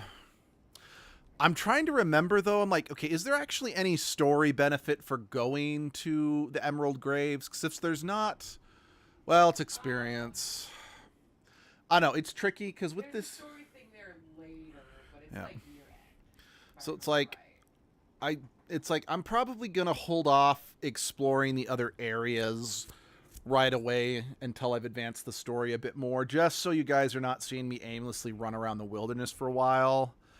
And like I said, I'm going to put off the 2 DLCs that are pre-beating Corypheus until towards much later in the game. So we'll be exploring the basins, which is a big-ass level, towards the end, and then we'll be doing the deep road stuff also at the end. And then we'll be doing, like, once we actually beat the game, then we'll do the post-game of the Trespasser DLC, because... to be fair, the basins could be skipped narratively speaking. You don't miss anything in the broader world. It's just, it's interesting and it's got some world building stuff. So that's why I'm going to do that one. But I do feel the Deep Roads and the Trespasser DLC are necessary to show you guys before we move on to Veilguard. Let's see. I'm also thinking. I am still deciding. So once we're done with this, the next game that I would be streaming is a Tales game. And while I was thinking of maybe doing Tales of Zestiria next, I just got my hands on the Tales of Xillia remaster. So I'm like, oh, maybe I should do that one next since it's tot relevant. But I'm also like, okay, but should I also maybe stream Yuka Replayly, Pokemon Legends ZA Arceus, or Digimon Story Time Stranger? Because those are all topical and new. I haven't decided, and I've got plenty of time because I'm on stream 10 of this series, and most of them have been 4+ hours, and I don't even think I'm halfway through the game yet. I mean, especially with the DLCs I got to get through, because this game is long. For better or for worse, this is a very, very long game. I think Veilguard might be longer. No, you don't think so? It felt longer because if you do all the because that's the problem with Veilguard. If you do all the side content right away, you do not see any cutscenes for a long ass time. It's true, but yeah. They do have far fewer and smaller areas than Inquisition does. Yeah. And I think, again, that's just because, like, Inquisition was chasing the hype train of Skyrim, so... Absolutely. Yeah. So, anyway, yeah, that rambled a bit long. I think that's all the updates. Yeah, if you guys want to kind of get more information about Edgelord, I do have a TikTok where I'm posting my Edgelord comics, too. That kind of is meant to fill in Edgelord's, because I've mentioned their time at a LARP park or at a city called Everfell. That's kind of just there for fun to, for them to explore their time there. And that's where Trash Dragon stuff is all, since Trash Dragon's not really like a channel character. Anyway, that's beside the point. But yeah, I'm not sure when, but I'll see you guys then. Have a good rest of your day.